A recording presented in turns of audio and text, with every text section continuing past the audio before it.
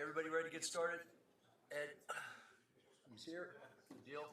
So a little bit of housekeeping before we get started with Giorgio's presentation. We're going to hold all questions until Giorgio gets through his presentation, please. Okay, we're going to go through that. Then we're going to go through the Black and Breach presentation. And then after that all those two presentations is done, we'll open it up for public comment. Okay, but we got a lot of work to get through tonight. We've really only had a very small amount of time to even look at the presentation. We just got it basically a day and a half ago.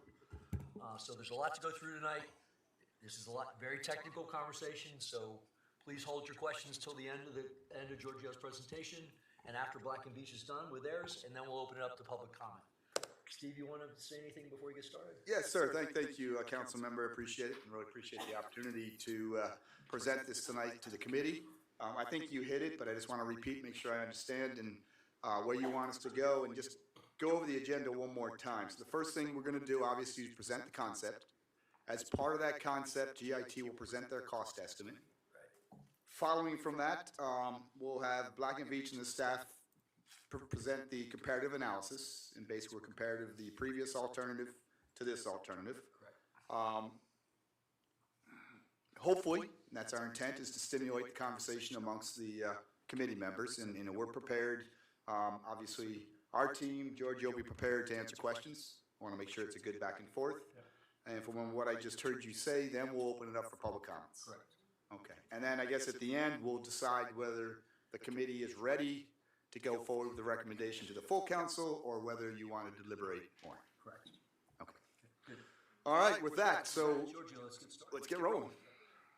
Thank you. Thank you, Steve. Thank you, Michael. Thank you for coming, and also thanks to all residents for coming. And I hope this will be very useful for you to understand how we developed the concept. We basically started in October last year, and we went through through lots of data collection, analysis. We developed a hydrological model that was used for all this information. So we'll start with the presentation. And so we reached to the point where we developed the concept.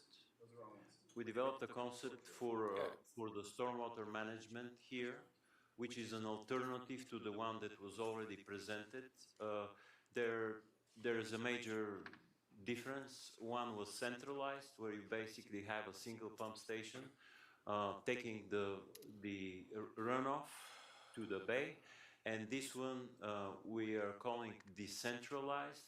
There is 6 nodes which include a pump station, a wet well, a pump station, valve box, and also hydrodynamic separators. And the runoff is collected at the pump station, and it's injected into the groundwater, and it's not discharged in the bay. And so we don't have the presentation. Yeah, they're working on it in the IT. Okay. Yeah. So I'll continue with just looking at the slides to see. So the project status update. That's our first slide.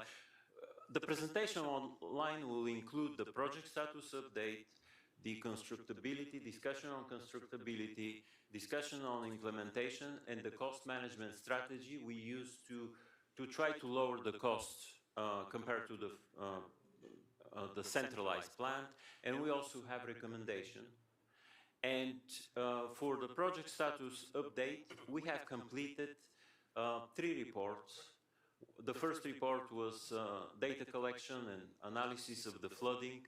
The second portion was conceptual system design, where we looked at results from a model, and we developed the most optimized and the best location of the wells, and also we developed recommended flow rates of the wells.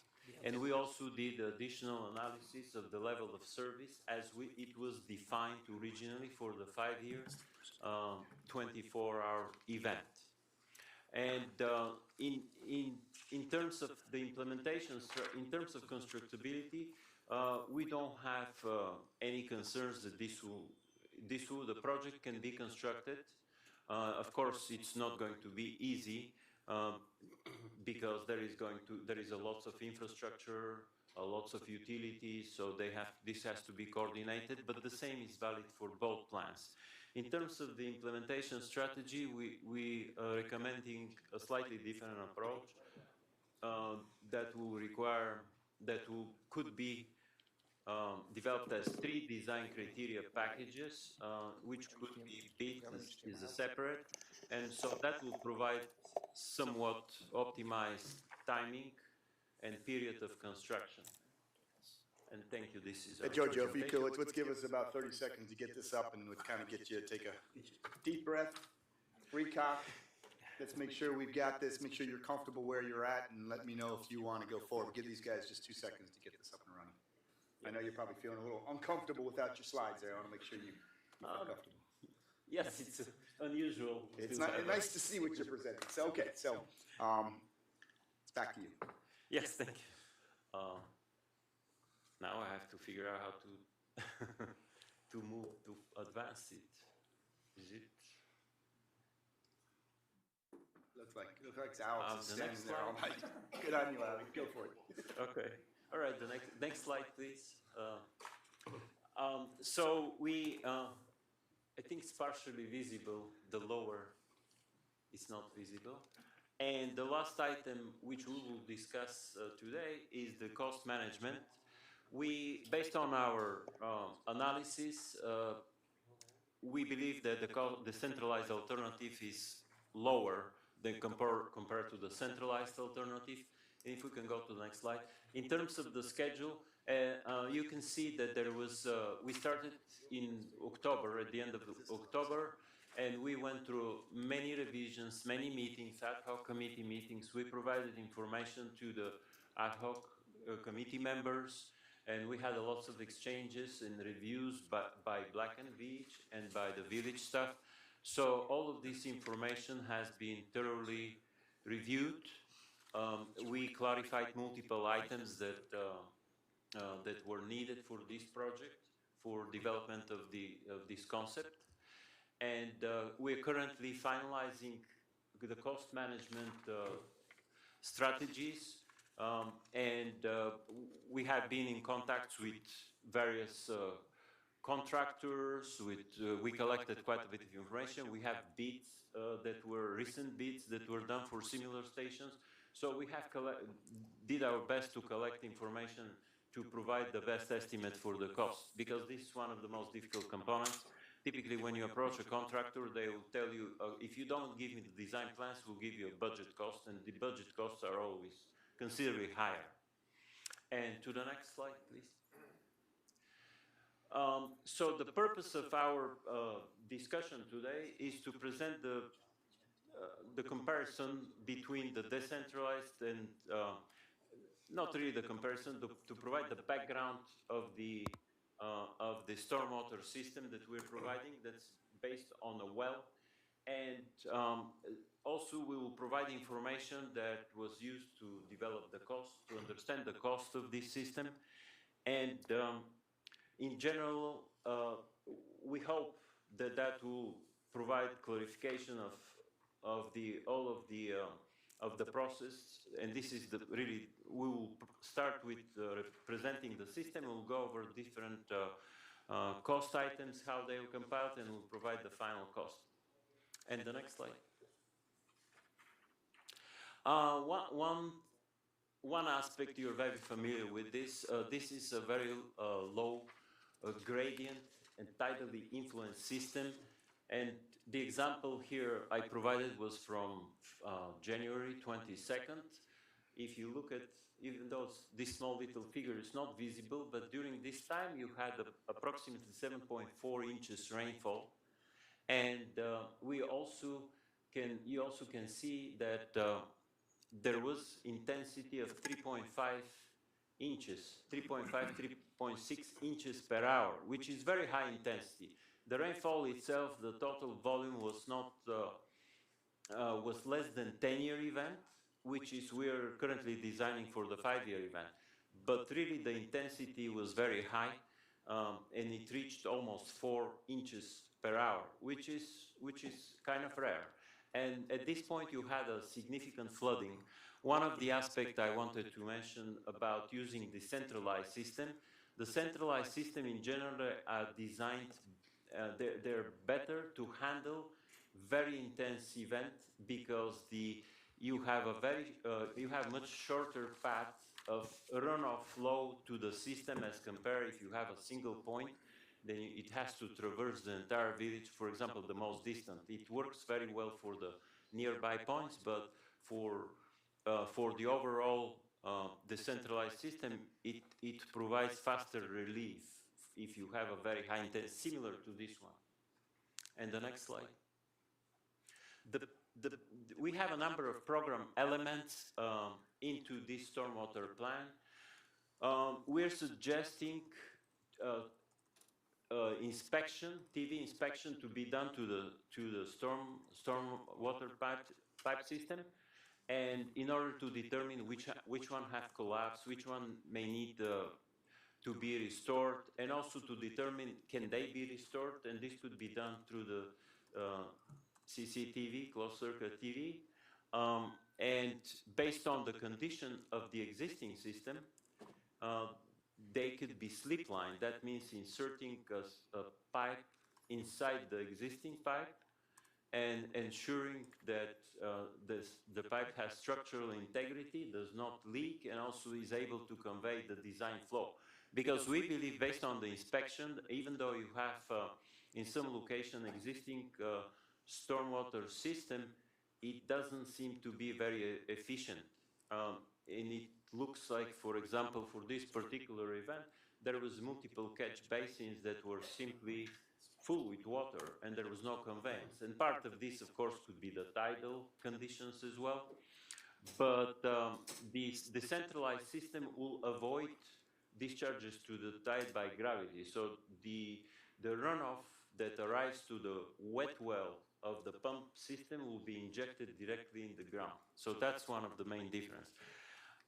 We also are suggesting there is a significant number of locations, areas, or streets that do not have a stormwater lines. We're suggesting this to be constructed with 24-inch diameter, and the minimum is basically for stormwater. The minimum is 18 inches. There is a lots of locations with 18 inches. These will be maintained as 18, and the new lines will be constructed with 24, which have higher capacity, so they will be able to address for future changes of hydraulic conditions or sea level rise. They will be able to adopt better. That's one of the reasons we are recommending 24 inches. We, as I mentioned a couple of minutes ago, we are proposing construction of 6 modular pump stations, which consist with wet well. They include also hydrodynamic separators. Basically, this is a really large, looks like a manhole, a concrete container that's designed to remove the solids, and that will decrease the issues at the well, because as you inject stormwater at the well, the stormwater carries lots of sediment, so that could result in deterioration of the well capacity and faster rehabilitation. So these hydrodynamic separators are also required to provide, required by the county by code. So we're considering this as well, and we will also provide, we also suggested, based on the flood maps that we developed, we suggested areas which did not seem to, they seem to have ponding water along the streets. We suggested upgrades of catch basins, adding catch basins or inlets to improve the drainage capacity of the village. So the adding the new pipes and addition of new catch basins it will improve the drainage capacity locally, and will improve also the runoff to the wells. Additionally, we're recommending the outfalls, these outfalls that are close to be upgraded to 24. I think this is a minor aspect. If we can go to the next. Oh, that's good. All right, thank you very much. To go to the alternatives that we evaluated, this is alternative plan. But the alternative plan, we developed two alternatives for the alternatives plan. The switch, turn it off and on. Oh, okay. So that was the problem. So we evaluated two alternatives. When we selected the locations of the wells and we did analysis of how the flows, the direction of the flows, and how all these flows go to the well, we also noticed that the zone 1, which is the blue zone, the blue limited zone, is here. It's kind of faded blue, which has this shape. The wells draw water also from additional areas. So we conducted the analysis we looked at how the wells affect the water flows and the directions, and we expanded this to what we call it Zone 1 Extended. Zone 1 Extended is approximately 200 acres. Zone 1 is 93 acres. The significance of this is that the same well will provide benefits to these zones as well that are highlighted. They are not going to be completely with the same level of service because they're kind of in a distance direction, but in proximity they will provide similar level of service. And one of the aspects of this is that more properties will be served with this system, and also will provide potentially lower overall cost per acre or per parcel. And going to the next slide, here is how a conceptual module composed by injection wells, pump and valves, and hydrodynamic separator and wet well exists. So basically flow enters into the hydrodynamic separator, goes to the wet well. From here it is pumped under pressure into the injection well. And the injection well is shown here. This pumps it in the ground at the level of between 120 to between 80 to 120 feet, and then it's going laterally in the aquifer. So in this way, the injection well, the performance of the injection well is not dependent on any of the hydrology that's above it. So, but requires certain pressure, which is limited by the code to 9 feet, cannot be greater than 9 feet. So that's one of the limitations. And also, this requires understanding of the hydraulic properties of the aquifer, and so that the pump stations can be properly designed. This one is, we have a quote for this one from the manufacturer. It will require 40 horsepower, and it will provide a 7.5 CFS per pump. These are duplex pumps which will provide total of 15 CFS that will be injected into the ground. Giorgio, tell them what CFS means. Cubic feet per second.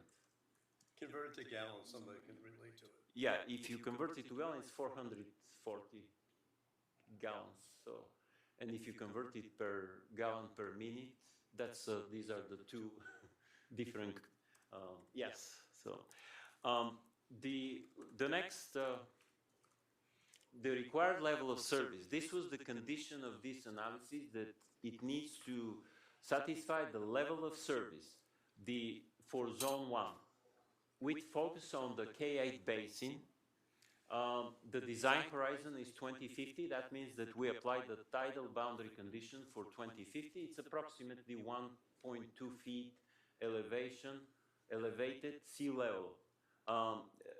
The tidal, that means the tidal is higher, and it will cause more resistance for the runoff and for injection, because also increases the groundwater. We are using no intermediate curve. We did variations for the low and the high curve, and there is very minor difference for the 2050, so it's not significant for this analysis.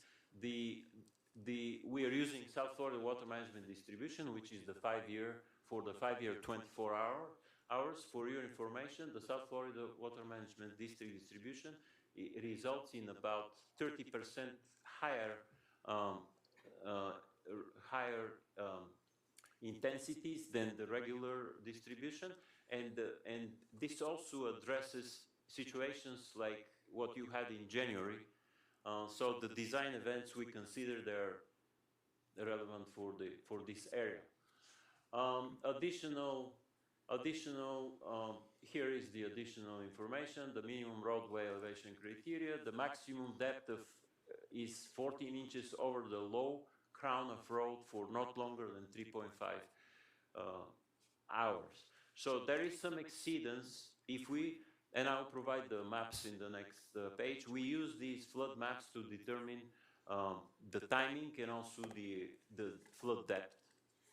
And so the KA area's specific objective was to provide a solution that gives immediate relief to the K8 area. So for this, we have a well that's right next to the school. So that will provide a higher level of performance at the school. And going to the next slide. So if we do a current conditions, this is the flood map. We have, just to mention, we have, this map is for the entire island, because we included the entire island. We had to account for different boundary conditions of the groundwater. So this is developed for the entire island, nearly 1,000 acres. This shows only the fractional, the portion that we are interested. The black line shows the zone 1. And the blue line, which goes all the way down on this image, shows zone 1 extended. This is after there is a peaks that exceed 18 inches, and you can see by the color. So the color code is right on the right hand. You have almost 1.2 feet of flooded water that tends to stay for some time. After the rainfall stops, the flooded water eventually will have to infiltrate or go through the current existing system. So it takes a while because it's non-active, it's gravity drainage, and so it's challenging to have a faster drainage. So for the proposed mitigation, if you look at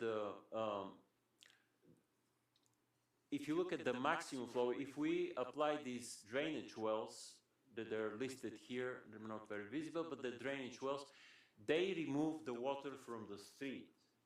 They provide this active pumping in the ground, and they remove the water from the street. And if you look at this map, these areas that show flooding, they're not on the street, they're in between the parcels. So this flooding, these are not connected areas. They are known in the stormwater as directly. There is a total. These are impervious areas that are not connected to the drainage component, so they eventually infiltrate. Our purpose is to address the streets, because when they are not connected, the drainage is not possible. Only infiltration and evapotranspiration is possible.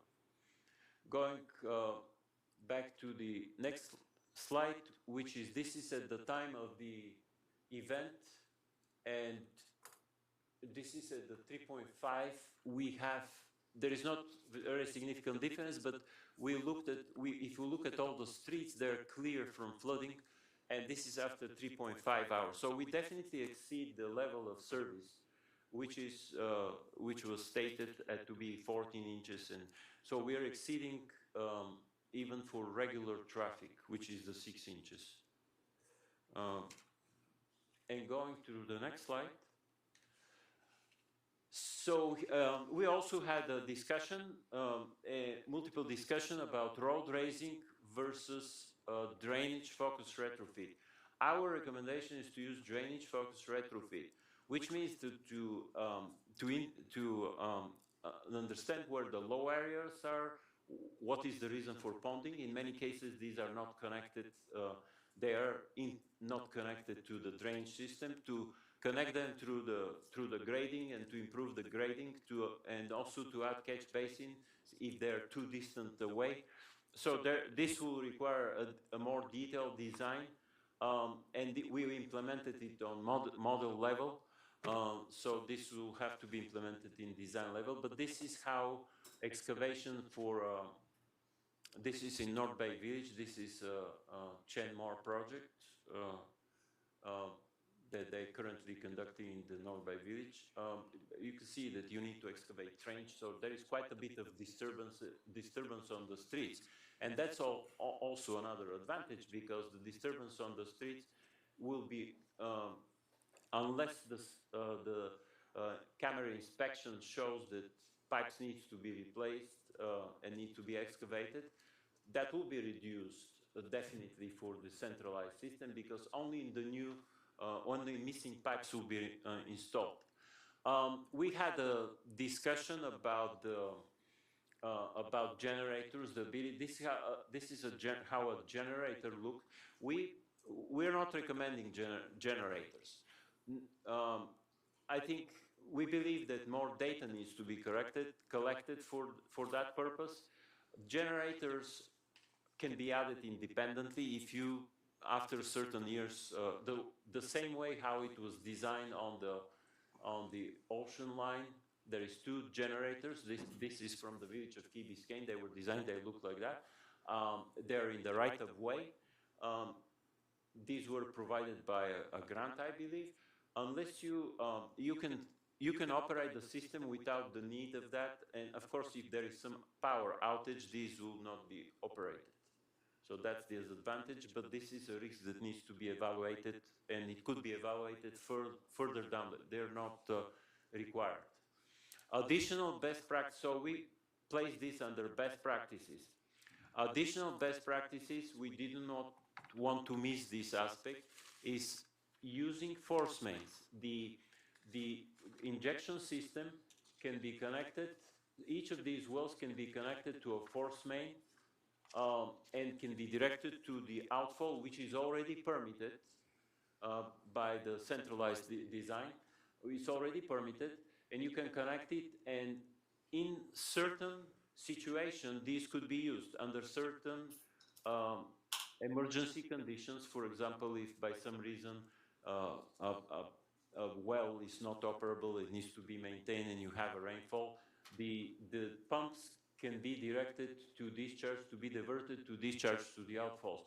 Also additional, if you have a much higher design event, we're discussing 5-year storm, but if you have, it's not unusual to have in Florida 25-year storm. As a matter of fact, a couple of years ago, we had a 1,000-year storm, which carries significant amount of water. Hurricanes carry significant amount of water that may require certain capacity. So we're leaving this as best. It's not part of our cost estimate. It's not part of our design. It's not required to operate and to accomplish the level of service. That's why we placed it under the category best engineering practices. In most of the projects we've done, we have direct diversion to the outfalls for wells. So for constructability review overview, there is it can be constructed, but there is going to be, of course, challenges with existing utilities, access to the utility conflicts, different configuration that we may not be aware. So this is something that's typical for urbanized area, especially for for constructing lines in urbanized area with already utilities. So that's something that we placed our we basically placed our lines, the proposed lines, to follow the centralized system, which was completely designed and the conflicts were defined. So we hope that that's not going to be basically will require the same location of the pipes. One of the advantages is the construction can be done in multiple nodes, and that also is a challenge, but here is an example of, again, this is a Chenmore project currently in the North Bay Village. I think it was a good example to show so that you can have idea what this will involve. And this is a manhole.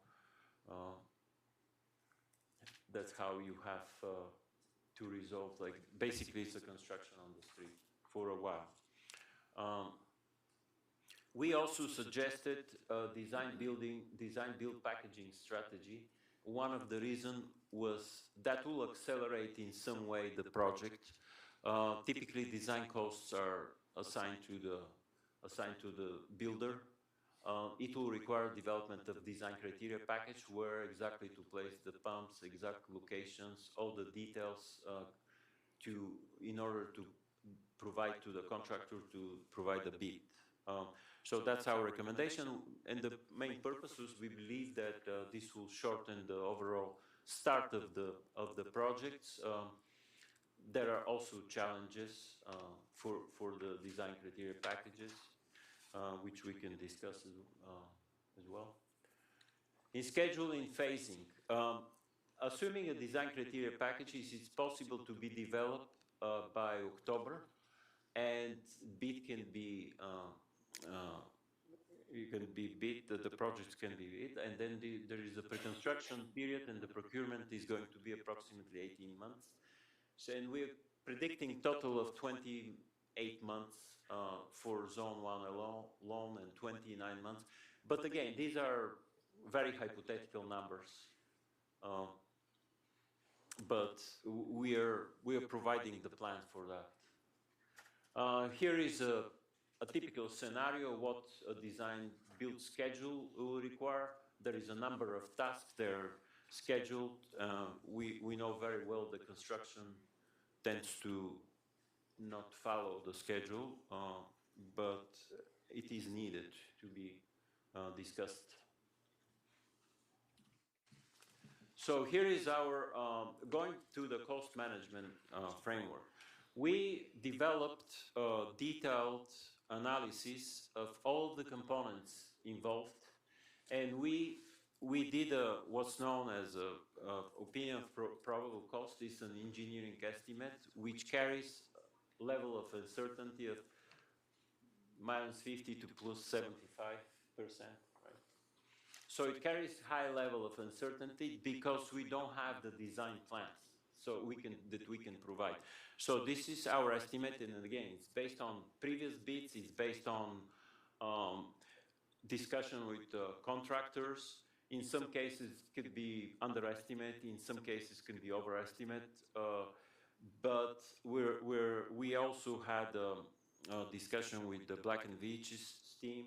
So we had some suggestions. So in other words, this is a product of a brainstorming of multiple different groups of engineers and contractors and a broad range of people. So we hope the costs are relatively accurate. And then once we develop these costs, we summarize these costs in several categories from A to M.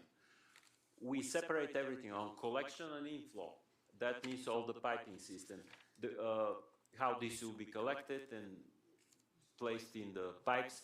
The conveyance is the pipe system, actually. The active systems is the pump stations with the well. These are, we call them active system because they provide the drainage and not relying on gravity. We have civil and restoration, implementation support, various permitting. We also develop a benefit and evaluation matrix of this. For example, how many acres per per well and what kind of, what is the cost per parcel and so on. Annual operation and maintenance, these are more questionable because this, we took them as a percentage. Design criteria package, what this will require. We had also qualitative evaluation criteria, and also the environmental and receiving water consideration are important, because in this case you're not injecting in the bay, you're not disposing water in the bay, so I think it's a very environmental important aspect. And we have the total costs. So here is project level summary, and this is the roll-up cost of all categories. We have collection inflow. We divided these by zone 1 and zone 1 extended. And one of the important aspects is that direct construction costs are estimated approximately 38 million. We recently have, based on our discussion with Black and Veatch, for some categories, 30% contingency costs were recommended at this level, which brings these costs to, total cost to 57 million. Here there are 45, but they don't account for these 30% contingency costs, and then bring the cost for zone 1 extension to 67 with accounting for the 30% contingency. We're overestimating the annual O&M costs, but we keep them as their typical industry practice to assume certain percentage of the capital. And so that, of course, can be improved through bidding. And as an example, the North Bay Village, and Arnaldo, correct me if there is a pump station that's with 7 injection wells, with duplex pumping at approximately 36,000 gallons per minute, which is 80 CFS, was recently budgeted at approximately 4 million. And in our case, for the active system, we also used 4 million for much smaller stations. So there is a certain room for optimization of the cost of these active systems, because that's like the main component of this overall system. Overall stormwater system is the active system, is the most costly. It's more than half of the cost. Some of the benefits and evaluation metrics for zone 1, we have 311 parcel included. For zone 1 extended, we have 644, corresponding acres 93 in 2017. Cost per acre served is 516 for zone 1 and 270 for zone 1 extended. Cost per parcel, if we divide by number of parcels, 154 versus 90. And cost per acre foot managed, 450 versus 460. So the benefits, one of the benefits of zone 1 extended, it serves substantially larger area with the same level of service. It provides the required level of service. The difference is that for zone 1, we have the maximum, we have 0.23, 0.40 feet flooding after 3.5 hours. For zone 1 extended, for some of the periphery area, these are 6 to 7 inches. They still fall within the level of service, but the drainage is slower. So that should be considered. And partially the extension of the zone of service is a natural thing. What happens in a watershed, if you add an active system, you're modifying how the drainage system responds. The major cost drivers is the active system is the largest capital component. Conveyance is the second major cost driver, and then you have civil and restoration. So these are other. So this is again from the same project. It's a good illustration. Trenching is not just trenching. It could be directional drilling, but they also require at certain point if it's too short distances, the directional drilling is not efficient, the horizontal drilling is not efficient, so there should be some consideration. But it's not simply trenching, but you can see the amount of the equipment you need and also the disturbance that's being generated. And so this is the final of, again, zone 1 is the blue outline, and it's kind of a natural shape. Once you add these wells, pumping starts occurring from all the pink areas as well. Our recommendation final recommendation is zone 1 is good case for the initial implementation and procurement, but zone 1 extended, and zone 1 extended involves the same active system. So you have exactly the same active system. Zone 1 includes more conveyances and more inflows and restoration, of course. And our recommendation is to consider zone 1 extended with also node-based design delivery. We grouped, we believe that the most efficient will be based on the size of the project and to have 3 different packages to build 2 wells per package, and that will also optimize in a way, but this can be reviewed and looked additionally at design level. Thank you, and I think, Michael, it's your turn. Before we get started, Yeah, I think it'd be more valuable for us to ask questions about what Giorgio's presenting, and then we can go into have a conversation about comparisons. sure. Ed, go ahead. Go ahead. No, you go. I mean, it's fine.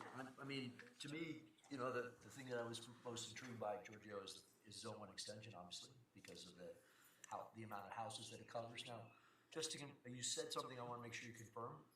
You said we would provide the same level of service in zone 1 and zone 1 extension with the equal amount of equipment. Is that correct? Yes, the same level of service as it's defined per RFQ. There is going to be slowing down of the drainage in the peripheries that are further. Okay, but per the RFQ, we meet the criteria with zone 1 extension. Yes, that's our analysis at this point. Is that sure? Because I heard you say at the earlier on in the presentation, you said it was not. I just want to be clear, because I had that same question then. It is. It will be, but it will be slower. And my concern was more that you have a higher flood elevation at these points. But it will be less than the 14 inches and the 16 inches. If you look at let me look back at This is critical. So I think to clarify what you're saying is it doesn't go over the maximum level that we put as emergency service for flood depth, but what it doesn't provide the same drawdown from what zone 1 in itself is. So how many minutes difference would that be? So you have the same level of service, but if you look at the map, for example, some of the streets are, and that's also related to the topography as well. Some of the streets are perfectly clear, and some of the streets you can notice there is some residual flooding, for example, to the north portion. Let me point out. To the north portion where we are extending, so you will have some flooding there on these streets. And I think it may not be completely, it will be still below the 14 inches for the emergency vehicle.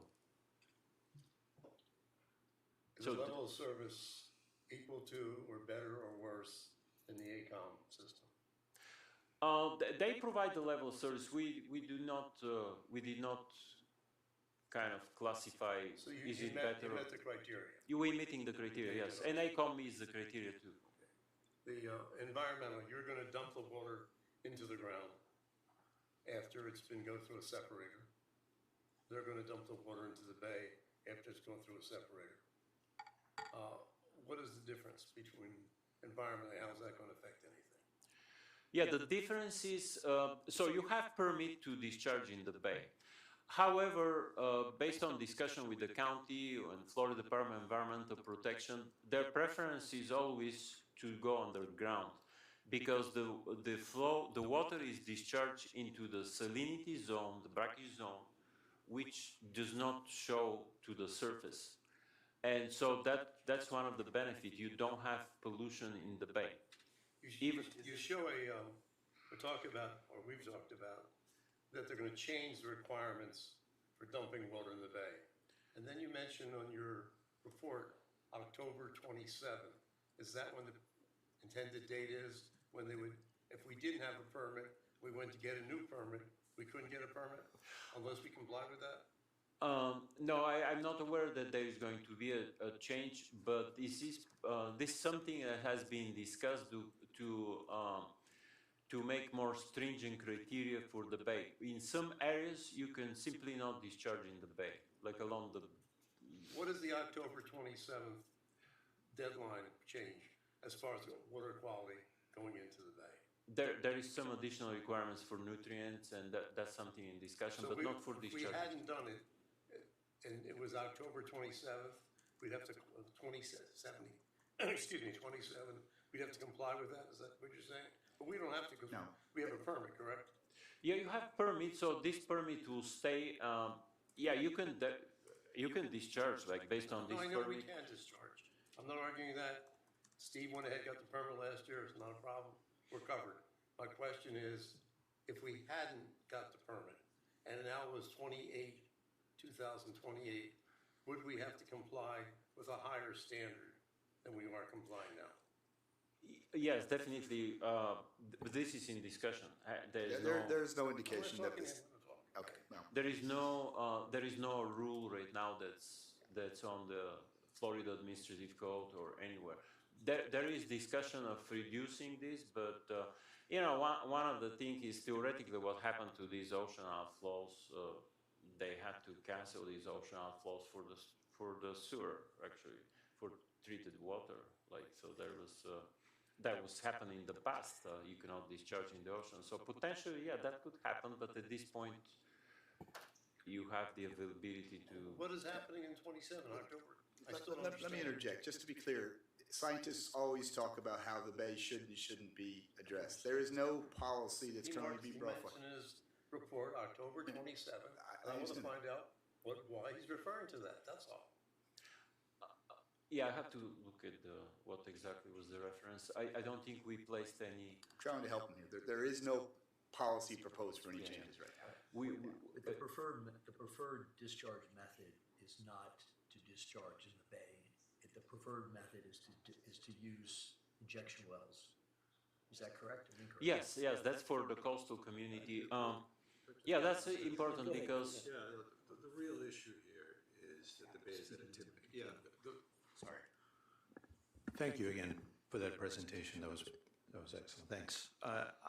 My concern, I think the real issue is that there is really the bay is at a tipping point ecologically, where you have a lot of discharge that's coming in from the Miami River when you take into consideration all the manure and all the fertilizers and all that gets into the Miami River, but it's really South Florida Water Management District as far as I think. The problem is that they're putting the burden on the county and the municipality. And I think that's where, to a degree, my opinion, the alpha legislation issue was born, and to a degree to make the treatment plant treat as much as possible. The other thing is that because of that, it's easy to write a regulation, not fund it. So by doing so, they write a regulation and they put the burden on the municipalities, on the taxpayers. And now we all fight amongst ourselves in dealing and having to do what to do with the bay. And I think that is, in my opinion, is highly unfair to put that burden on the taxpayers. Having said so, we should, and this is one point that I'd like to bring up that I already put up for council in discussion next week, is the issue that we should not be, what do we think ourselves, what's our identity environmentally? Do we really want to be able to discharge? Do we want as a community to continue to pollute the bay? I don't want to do that. I myself don't want to do that, but I also understand the physics of it. A drainage system, it's very simple, folks. It's just capture the water, convey the water, and discharge it somewhere. It's as easy as that. There's no, there's a lot of stuff inside of it, but that's not. So both options, as far as I'm concerned, continue to discharge into the bay. I always said I want something to capture it, I want something to treat it, and I want something to discharge it somewhere safe that is not the bay. I think that, and what I find in your solution, with all due respect, I think you've done a tremendous job and an excellent job of trying to find a solution for smaller municipalities to stuff, a robust drainage system like it's proposed by the other team is robust in itself, and it's meant to capture the flow, and it's meant to discharge it. But I think where the mark was missed is that they discharge directly into the bay. Or to a point, even though you got a permit, and I appreciate staff's moving forward with that, still does it. But yours does too.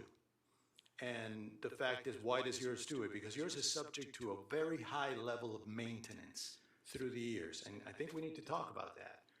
One has one pump station. You have 6 pump stations that are, to a degree, they are all manifolded. They're all working together.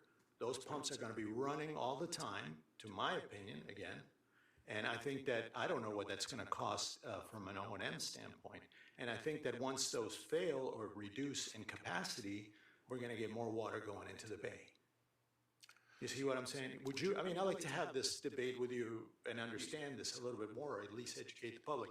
There's nothing wrong with what you're doing. I think it's great that you're putting, but the fact is that you have organic debris, oils and greases, and all kinds of chemicals that really end up going there, and through time, all that becomes degraded, and it requires maintenance. And if it's not maintained, the water goes back into the bay, and it goes worse, because now it's got pollutants. So it's really just a very respectful disagreement when it comes to that. Yeah, I would add that, for example, for the maintenance, you already have 2 pumps, two wells, two injection wells per pump. So I think you can obtain the data and you will know what's the maintenance. We did a percentage, but you have accurate, because you are also subcontracting. The village is subcontracting these 2 pump stations with 2 wells each. And also you'll know better of the issues, and I think we will add this information eventually. We are currently expecting to get the information, so we'll provide more accurate reference.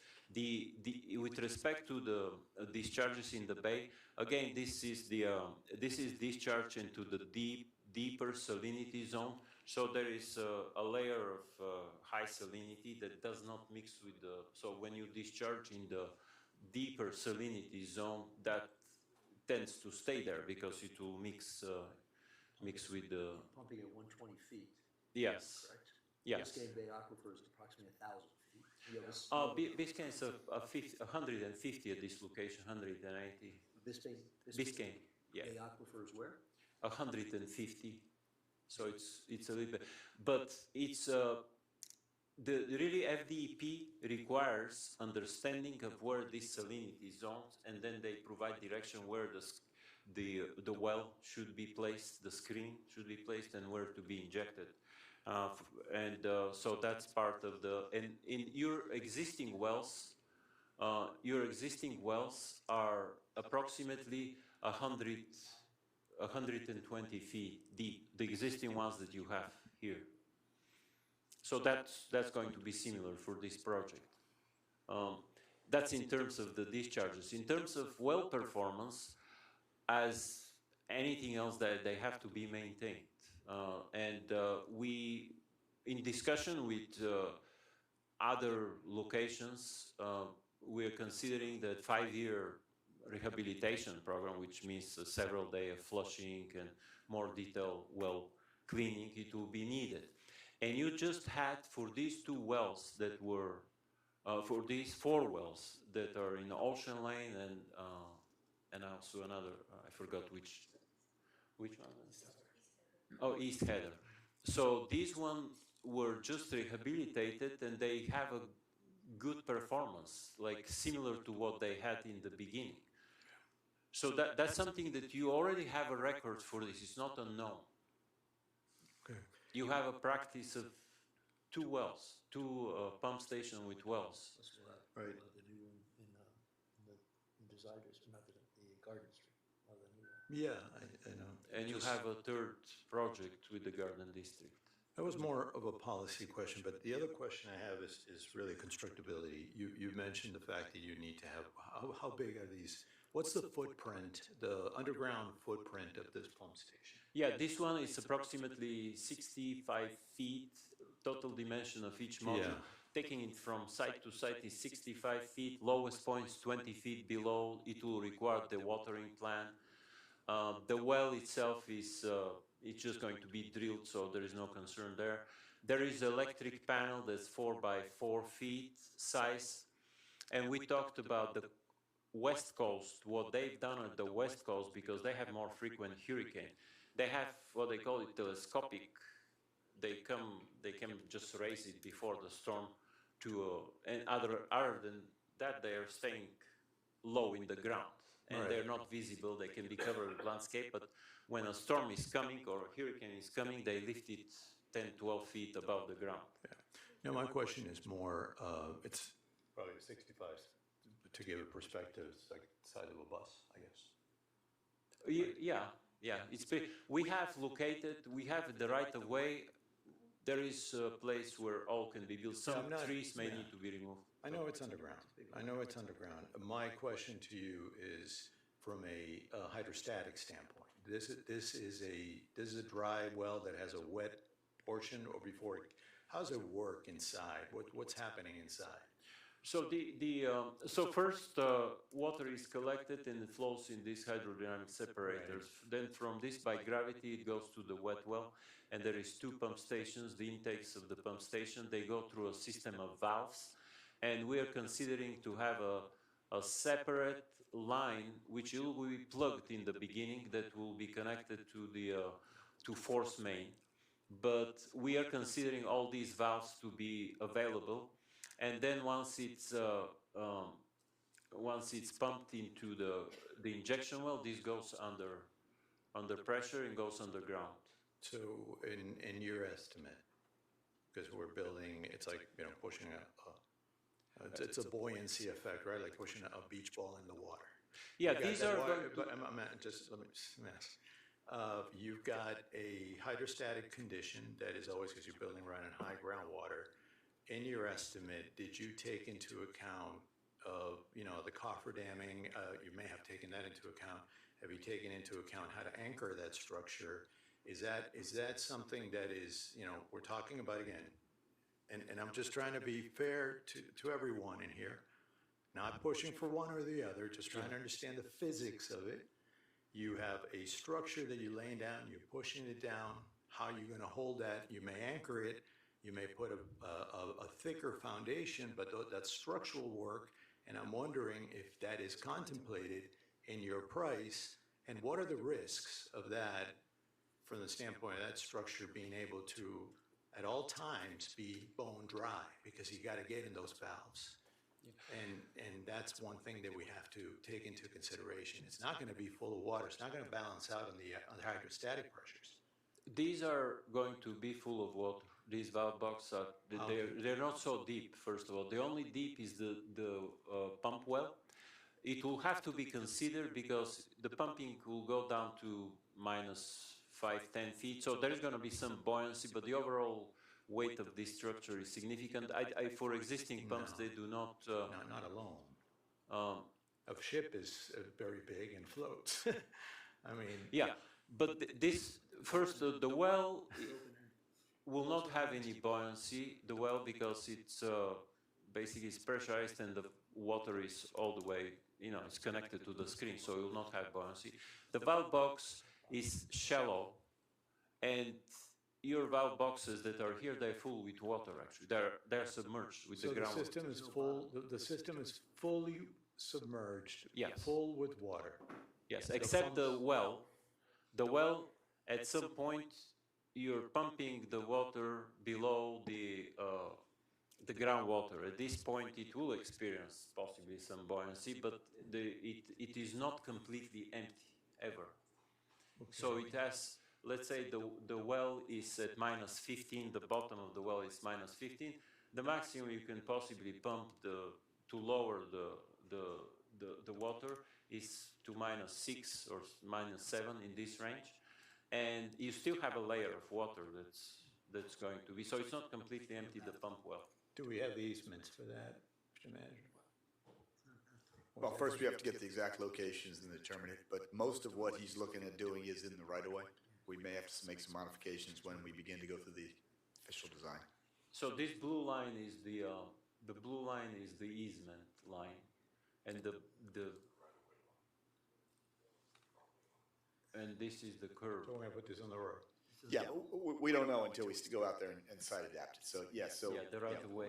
Might have to be on some private property. We'll have to take a look. You know, there's, you know, one of the things that he has not yet done, because again, this is a concept, is checked other utility conflicts, water, sewer, those sort of things as well. So that'll also dictate where we can put these things. Okay, and have we, and a question to staff, have we done, do we know what the condition of these pipes are, the existing systems?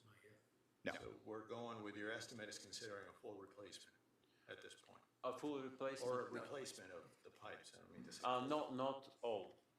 That's We what I'm saying. we are estimating, but this is based on, I think the inspection, the TV inspection will provide, the CCTV inspection will provide a better understanding.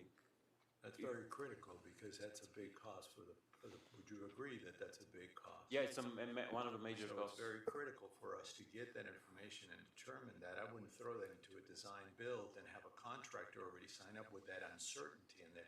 See, the issue I have with the design build notion is that I think everybody talks about design build as being something fast and we'll get it done quickly, but design build is really about a significant reduction of risk before it is given to the engineer, because once the contractor has the engineer like this, he uses the engineer.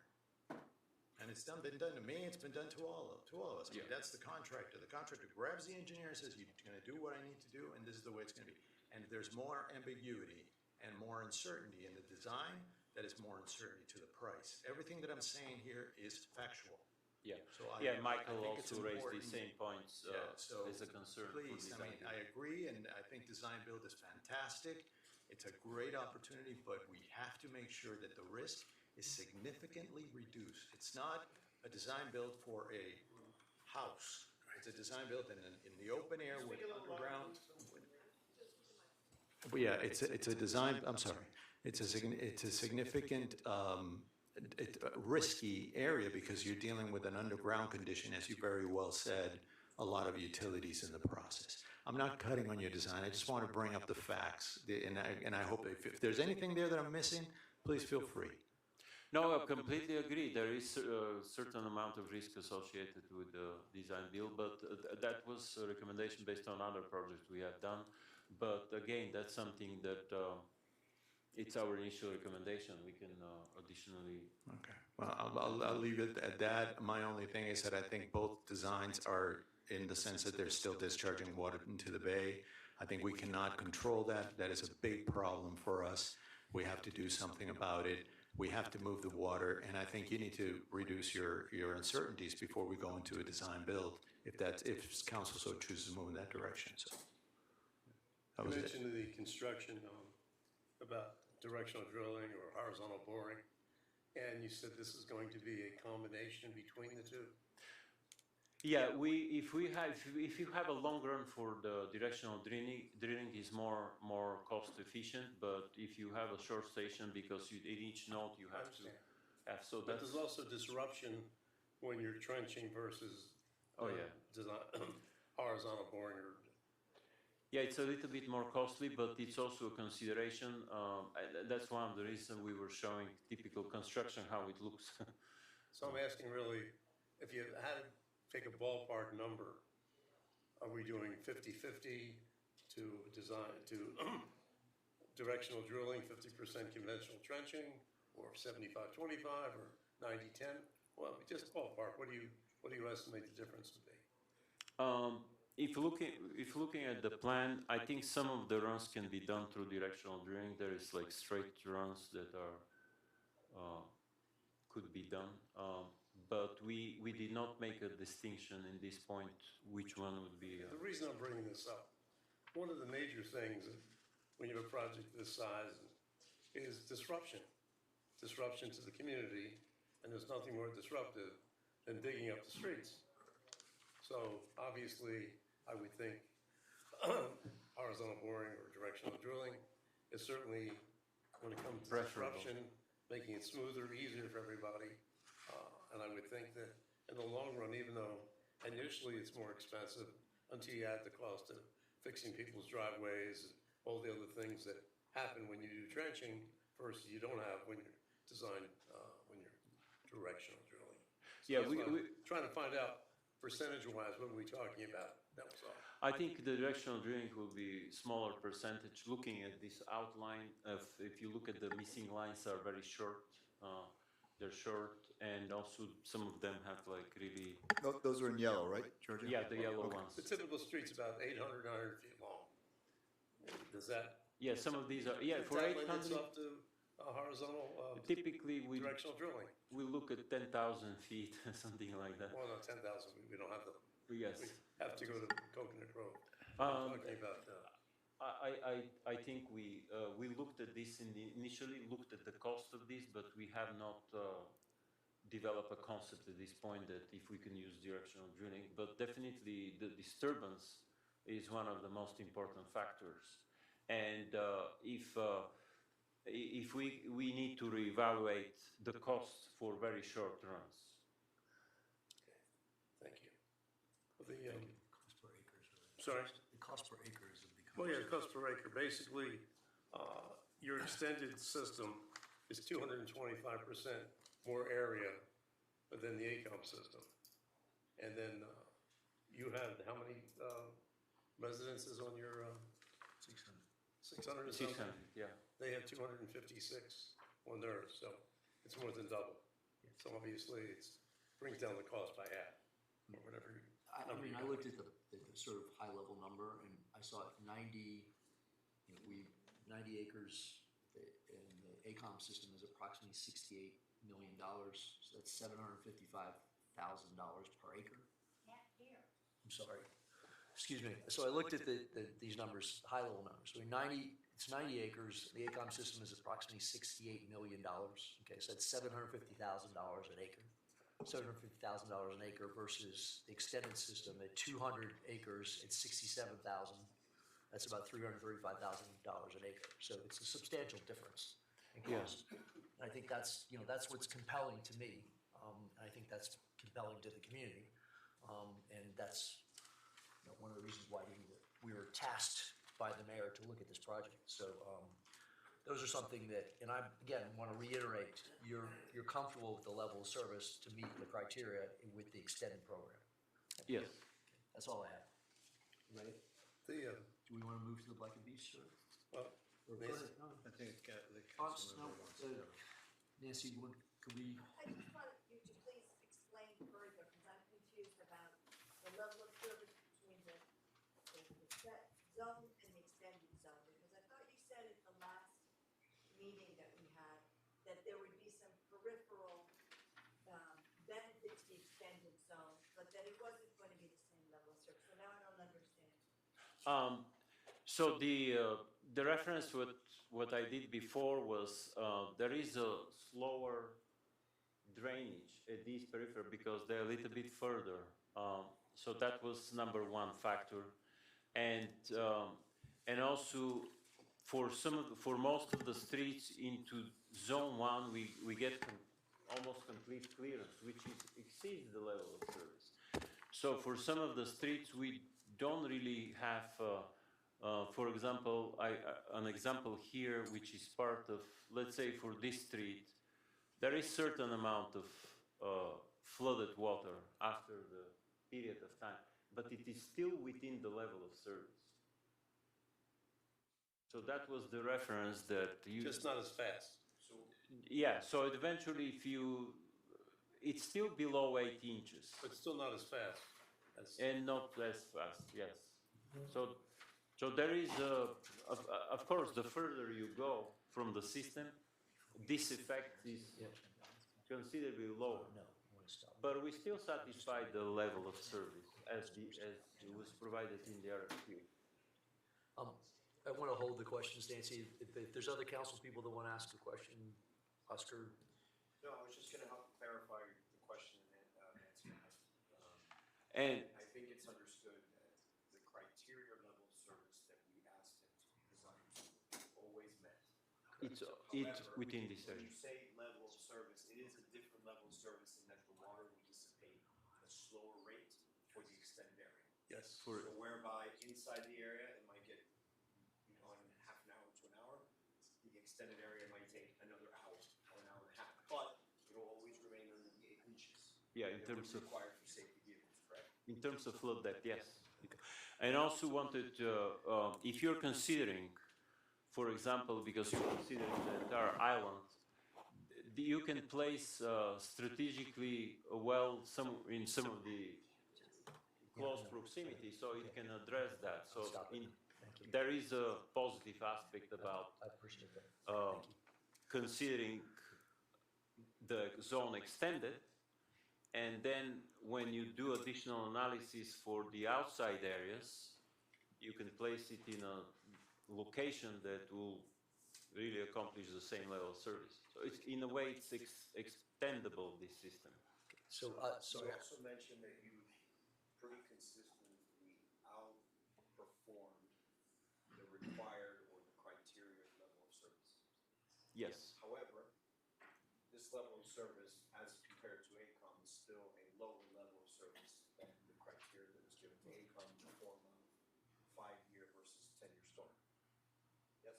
yes, that was the RFQ. Yeah, correct. The original level of service was 10 years, which was the previous plan. And then they did additional analysis for 5-year, which was the baseline for our comparison. guys, I'd like to hold the questions now if we could. Just one more question for you, Mike, just as a reminder. Yeah. When we decided the criteria of this level of service to which you would design, our benchmark was the lowest level of service that would be permittable, correct? Correct. So we were looking for a baseline, Correct. which is the absolute least amount of work that we would be allowed to even build towards. I believe, I'm not 100% And sure the that's reason- correct. And I believe the reason for that was to design something as at the least permissible level possible, to get a baseline to see if there would be a significant enough savings to go to a next level, to really understand what a true apples to apples comparisons are, because this is not that, Correct. yes? Agreed. So actually, what you really want to know, Oscar, is what's the minute differential between the things? For sure, that's not all I want to know. No, that would tell you I the also level, want to know the level of service. what is the true level of Well, service. I'm talking that we about the want as a level of service community. is a matter of time. No, I get it. So obviously, it's just a question of minutes. So the question is, how many minutes will one system be faster than another system? That's what you're really looking at. You call it level of service, call it anything you want, but it's just a question of time. Is it 5 minutes, 15 minutes, half an hour? I don't know the answer. But the point is, what's acceptable? What's the differential? How much you're willing to pay more for the differential? And there's a value to that. But, unless we know the differential in minutes, we can't put a value in it. But can we do this? Steve's groups has spent a lot of time for the Black and Beach presentation. I think if we do them the courtesy to go through that process. So can we hold the questions till the end of that, if everybody's okay with that? Okay, thanks. Sure, thanks, Councilmember. And I just wanted to talk to Councilmember Long real quick. Yes, it is time, but it's also depth and location, too. Those are the components. Once you hit an acceptable level, it becomes time. In other words. Yes, it's just a we've designated a certain height, yes, then how quickly does it, Just a question of minutes. in what location, how long does it take to get away? That's one storm, though, not repetitive storms, so. Okay, so Councilmember, we have right now, I'm gonna turn it over to Mike Huda from Black and Beach.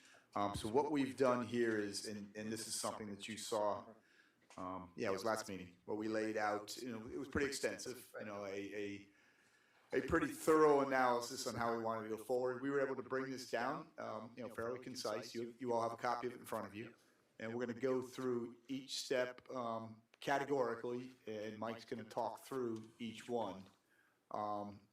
How would you like to proceed? You wanna discuss each I think Mike should one at a just- time? You wanna go all the way? I think Mike should just go through the whole thing. Okay. And then we can hold the questions till the end. But just to be clear, we're only comparing, not use the extended one is not in this No, comparison. this is the, Just Black and also to be clear too, it's the level of service we gave AECom, which was a higher level of service, versus the level of service that we offered, asked GIT to design, which is a lower level of service. Yep.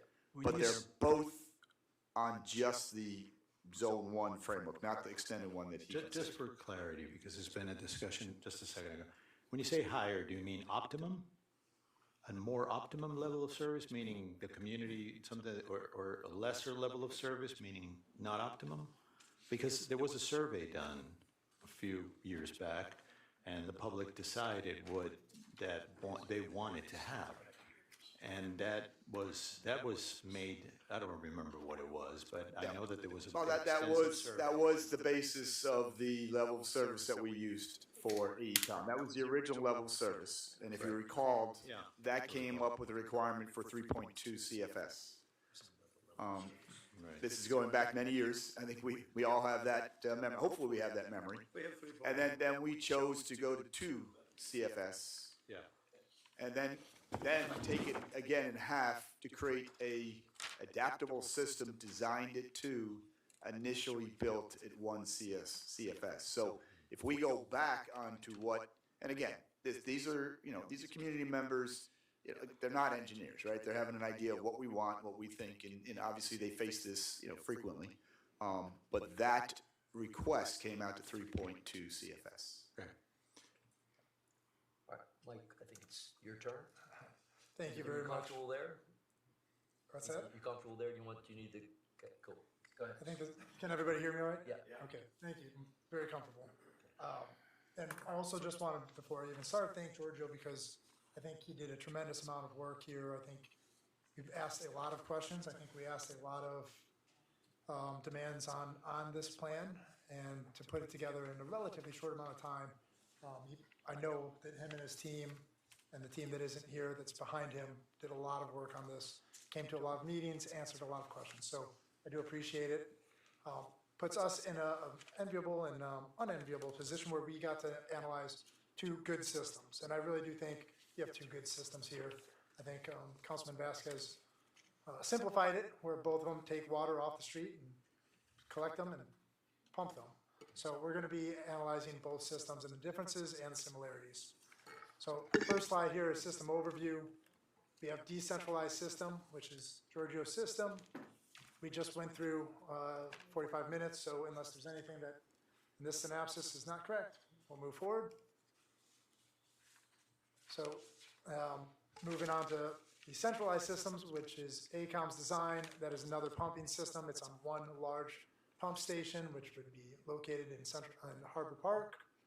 It's with between 3 and 6 pumps, backup generator, and discharging to outfalls into Biscayne Bay.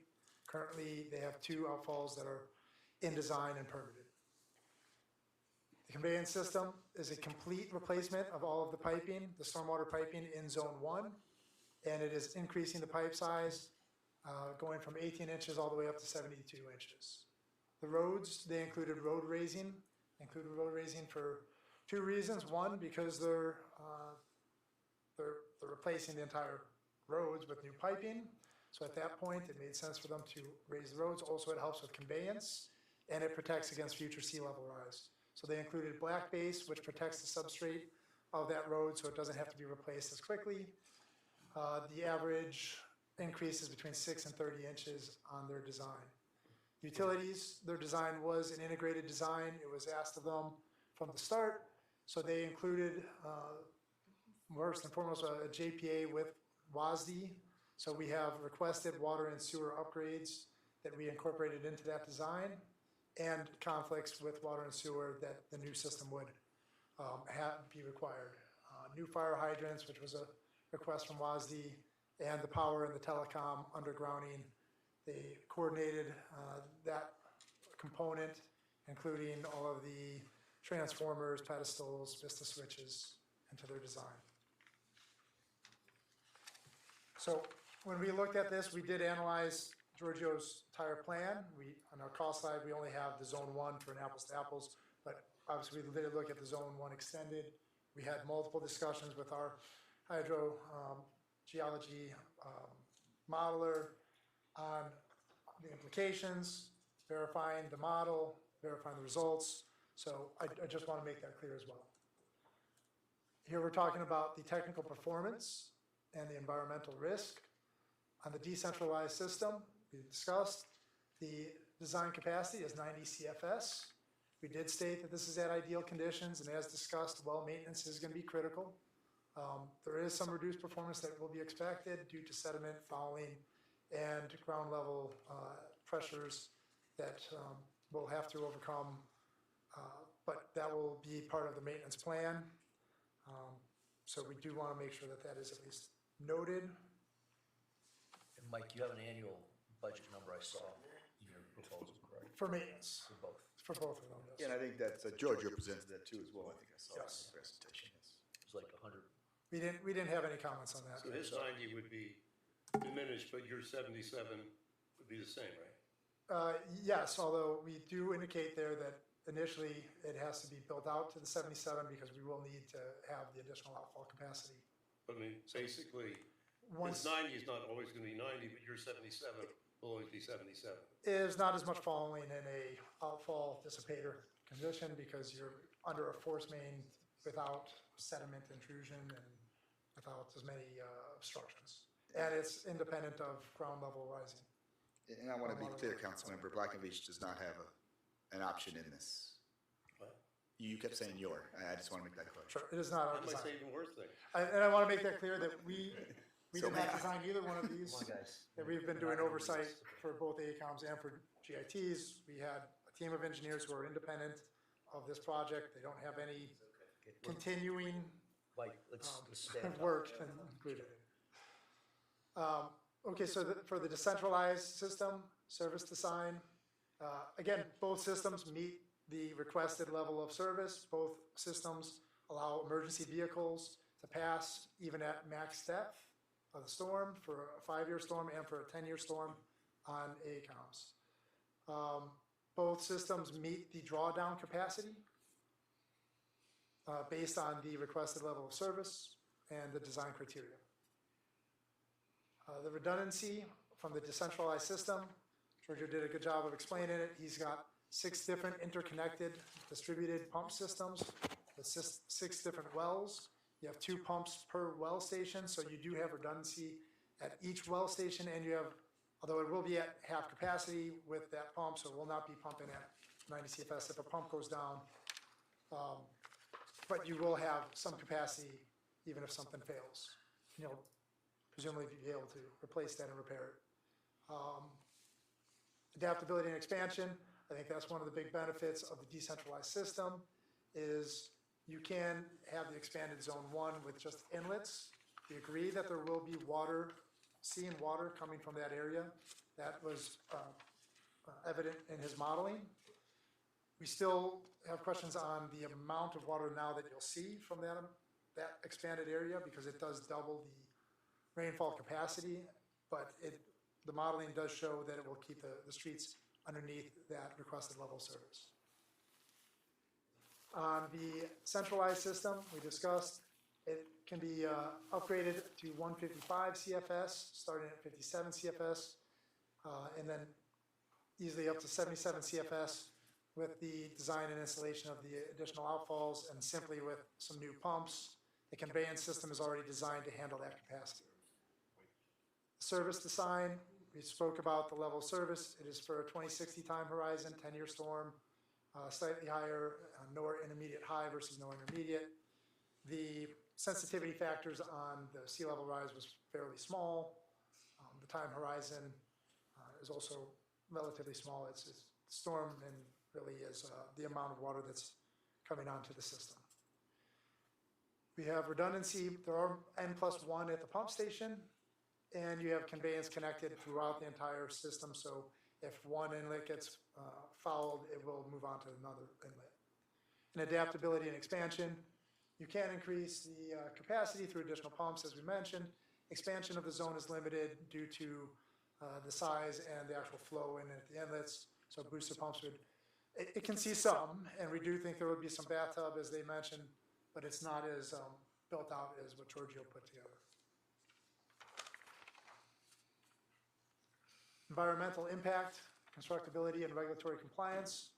And Giorgio touched on almost all of these in his last presentation, so we'll go through our analysis very quickly. Water quality and discharge. There's a significant reduction of direct discharge into the bay. That's one of the main differences. and it still has pre-treated water at each one of the wells with the hydronic separator. We don't have nitrogen and any of the solids, but it still will be reduced compared to discharge into the bay. Disruption to the environment with smaller pipe sizes and reduced amount of piping that is planned to be replaced will have a reduced amount of impact on the existing landscaping, so you won't do as much harmonization. There will be some localized, obviously, disruption, especially where the wells and the pump stations are going to be placed. There's significant size and a significant footprint, and there'll be a significant amount of construction work that will happen around those. So you saw some of the pictures. So there will still be some on the sides and the right of way that will be required. Sea level rise adaptation. Groundwater rise will affect the injection wells. And also they will rely on backflow valves to prevent tidal flooding. We can expect on both systems to be some I&I, some intrusion. With the ACOM system, that intrusion should be draining back towards that central system because it's a large conveyance piping. On Georgios, you may see some, although the backflow valves will be preventing that, and then you'll have the pumps running in order to keep the pipes clean. Construction disruption. Again, we discussed this. This is going to be localized disruption significantly at the pump stations, less so during the actual pipe replacement. Phasing feasibility. One of the benefits we saw is, and we discussed this in many different meetings, is that you can bring a pump station online as soon as it's built. So you can start connecting to that pump station and have immediate relief.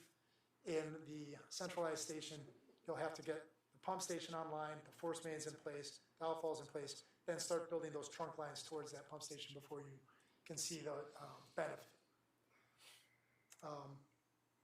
So you can say one has to be complete, and the other one can be on a phase basis. Yes, on the centralized system, you'll see some benefit as the trunk lines come into place, and then you'll start building it out because you will not build out the entire village, the entire zone all at once. But those areas that aren't connected to that centralized pump station will still be under a gravity system, and it'll be a disrupted gravity system at that time. Time horizon, I don't see something on here about time horizon. We put that in the previous slide, and it was just part of the level of service. One was the decentralized is 2050, and the centralized is 2060. No, I'm talking about construction time. Oh, construction time. Similar? Yep. No, there'll be, it's gonna take a longer time to do, to start over again. We saw a brief schedule from Georgia. Mike, excuse me, I meant if you start assuming you can start construction, they're both permitted at the same time. One's gonna take one period of time and one's gonna take another period of time. Do you have an idea of?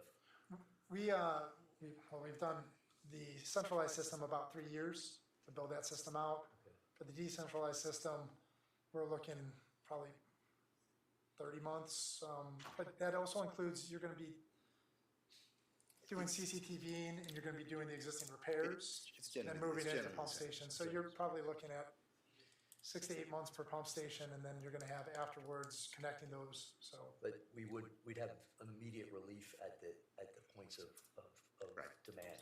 Yes, So- as you So connect. if we started at the school, we started in the major flood area, those two principal flood areas that we discussed, the Heather and the school, we could get pretty much immediate relief from those As soon as they're built out, as soon as they're built, which would be a 6 to 9 month process. from the construction start time. For each individual pump station. We look at it as a package of two, so Each yes. individual disposal well. Yes, so Shallow injection, let me phrase it properly. You're saying that should take 6 to 8 months per well to do? we'll have to do a little bit more on that. That's a pretty optimistic part of it, but to just build out the You well, think that's optimistic to get it done in 6 to 8 months? An individual well? I think so. What's the time? What makes it so long? It's a lot of concrete that's going into a area, and it's a lot of mobilization, a lot of trenching, a lot You of. gotta de-water every step of the way. Yeah. And it's complex construction. Interesting. That won't be that the entire road will be completely torn up for that time, but from start to finish, Well, why would we turn it if we're gonna do it in the right of way? We have to tear. well, it's gonna be a significant amount of, it's gonna be half of the road to put this thing underneath it. Go ahead.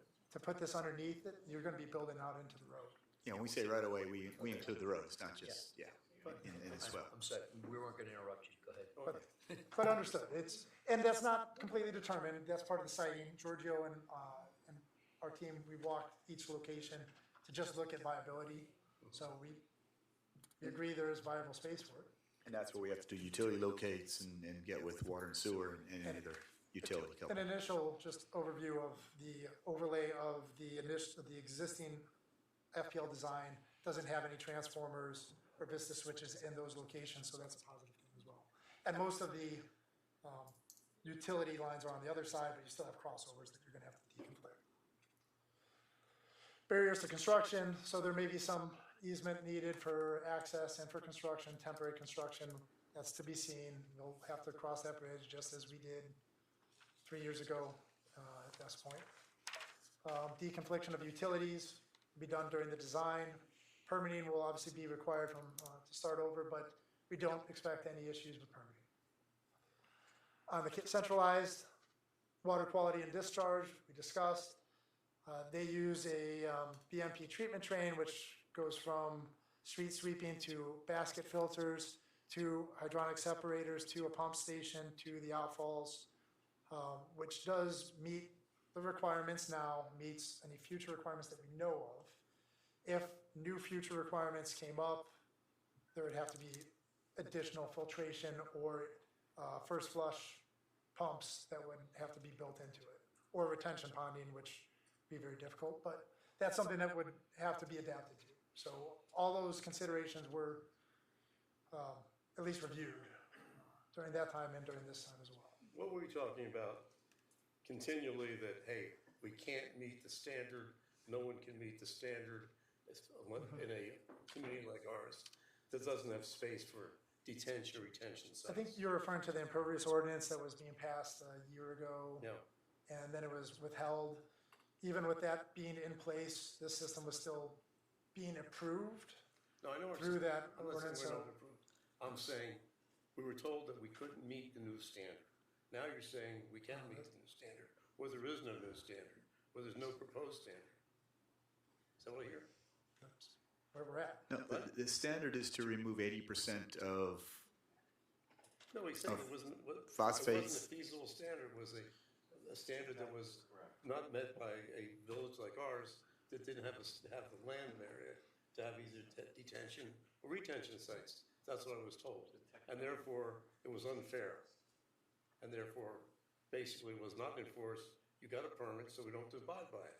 Now, that particular standard is no longer going to be available or controlling anything?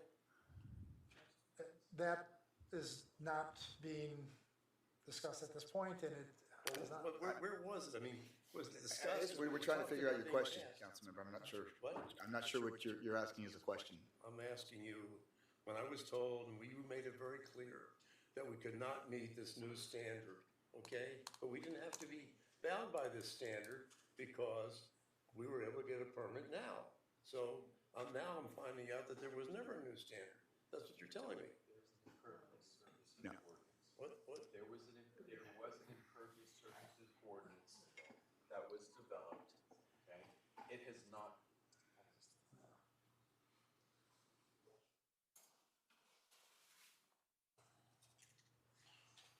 An impervious, it's not, does not. An impervious surfaces Speak up, ordinance, yeah. an impervious surfaces ordinance was developed by the county. Okay. They tried to implement it. It was not, it was basically preempted. When we went to permit the design, we permitted it against that standard. There is no technology that currently That's what- exists that meets the load reductions that that ordinance required. So what was designed by AECOM was maximizing the load reductions that could be achieved given the technology that exists, okay? And it was permitted in that context, okay? The impervious surfaces ordinance is not in place at the moment, but No, the AECOM water quality portion of it did pass. That did. The impervious portion did not. Okay.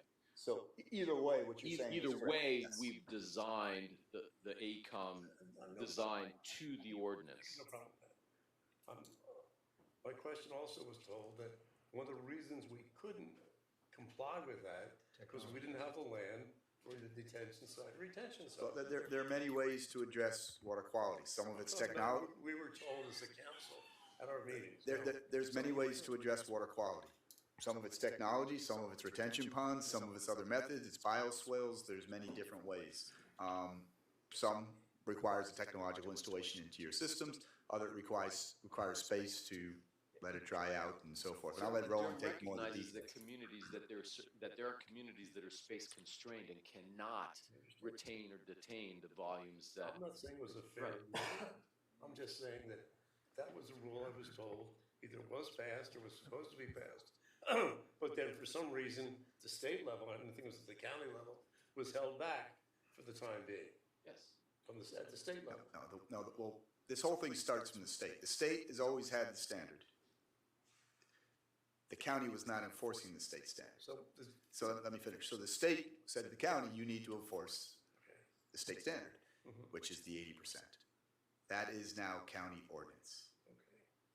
There's an additional part of it, understanding that this is a difficult standard to achieve. Right.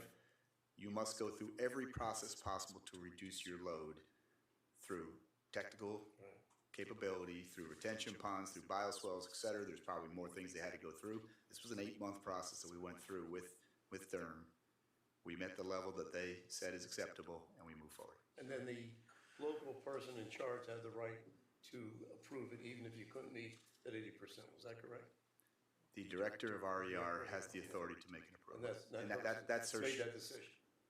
Well, she's the regulatory agent. She oversees that department, yes. So that's how it As with any happened. permit, I'm just yes. trying to, because I'm confusing on one hand. No, it's been very clear from the beginning, but you're trying to create the confusion. It's been very clear. Well, maybe I'm just confused. To be clear, the stormwater that is being discharged to Bay is got significantly lower nutrient load than what is currently being discharged to the Bay, okay? And to be clear, the water quality issue with the Bay and the impairment in the Bay is a nutrient-related issue. The largest nutrient load to the Bay comes from wastewater and septic systems. This community's environmental posture has been as strong as it can be relative to reducing nutrient loads because we put in a sewer system that enabled all of the homes of Key Biscayne to be taken off of septic, and that wastewater no longer sees the Bay. It goes to Virginia Key. Can I offer a minor nuance on that, if I may? Because I'm not to oppose what you're saying, but I do believe that the main, and this is determined by the Biscayne, what do you call it, Biscayne Bay Committee, but the main impact was actually stormwater, because it came in from, yes, the septic tanks are a secondary, but in the coastal communities, we don't have septic tanks, it's stormwater. Stormwater is the main impact. But before we get into, we can get into that debate, but before, what I'm hearing here is that at the end of the day, when it's all said and done, it's practically impossible to meet the requirements of the county. Is that true? Is that accepted? Okay, I'm sorry, the state.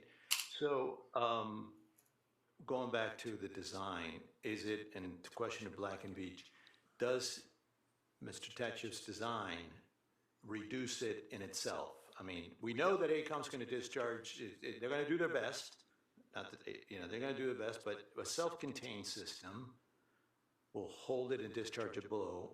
That would actually be a better option, won't it? So we didn't get into nutrient load reduction. I think you through, should. GIT's system, but Yeah. it doesn't qualify for the same requirements. So it's example, I'm just So- finished, please. Let's also Can be I just clear, finish my there is a thought, please? hydraulic connection between groundwater and the Bay, okay? Yes. There is a hydraulic connection between groundwater and the Bay, okay? And so just because you put it into the aquifer doesn't necessarily mean that that the Bay doesn't see any of it. Roland, there's my question. So on But it's not a point discharge, if I may just finish my question, please. It's not a direct point discharge, establishing at a point. What you're talking about is a diffused diffuse contamination of the bay that is far beyond us. What I'm talking about is that in his design, there is not a point discharge into the bay.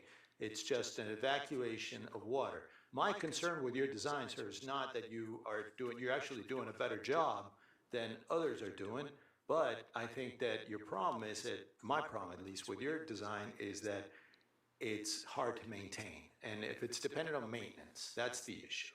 That's my main issue in here, that it's dependent on maintenance. I have a secondary question, all right? On load reduction and water quality, explain to me how each system actually measures the performance of that load reduction. Because my understanding is that they're both good, they both do something. One physically doesn't look great, which is pushing it out into the bay, but it's easier to manage the performance of that load reduction. Whereas injection wells is kind of we don't really know. And I don't want to understand how do you measure that performance against one, against the other? Who are you asking a question to, Oscar? To any of these gentlemen, Roland, Black and Beach. So there's water quality testing on each one of them that's required, and you have to report it into the environmental, so. He's designed the system.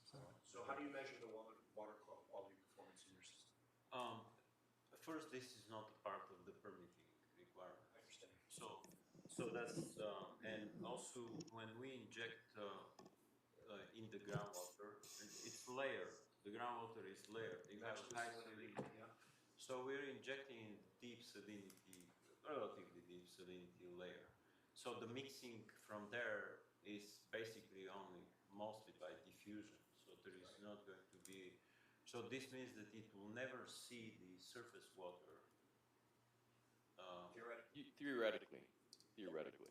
And really You practical. measure that performance. That's And the reason I ask this is because as the level of performance continues to increase, we need to continue to show that we're doing a better job. I want to make sure that we have a system that allows us to be able to measure that performance at any given moment with certainty about the end. Oscar, I think that the challenge is geologically, okay? Geologically. So to understand the concept of the fact that we're injecting No, I fresh. understand the Yeah, concept. no, but just let me hear me out for a second. We're injecting fresh water into a zone that's saline. So that fresh water is lower density, right? Okay, so it's not theoretically gonna ever get up. Theoretically, that's what I'm saying. But How do you measure that performance? Because the one's 62.4 pounds per cubic foot, and the other's 64 pounds per cubic foot. So 62 is lower, 64 is higher. thank you. And also, You don't actually know until you model it and you do like tracer studies and whatnot. But with the centralized design, you can actually measure exactly what is going out into the bay at any given time because you have a point discharge. That's right. So you can measure the water quality of the stormwater prior to it getting into the force mains and discharging out the bay, or you can measure it at the outfall location specifically. Got it. You just take the samples, you send them to the lab, it gives you the concentrations, you have the flow rate, you have the load, done. And you know with certainty. problem with discharge in the bay is it's subjected to immediate mixing. So when you discharge a pollutant in the bay, whether you call it pollutant or nutrient, it's subjected to immediate mixing and dispersal.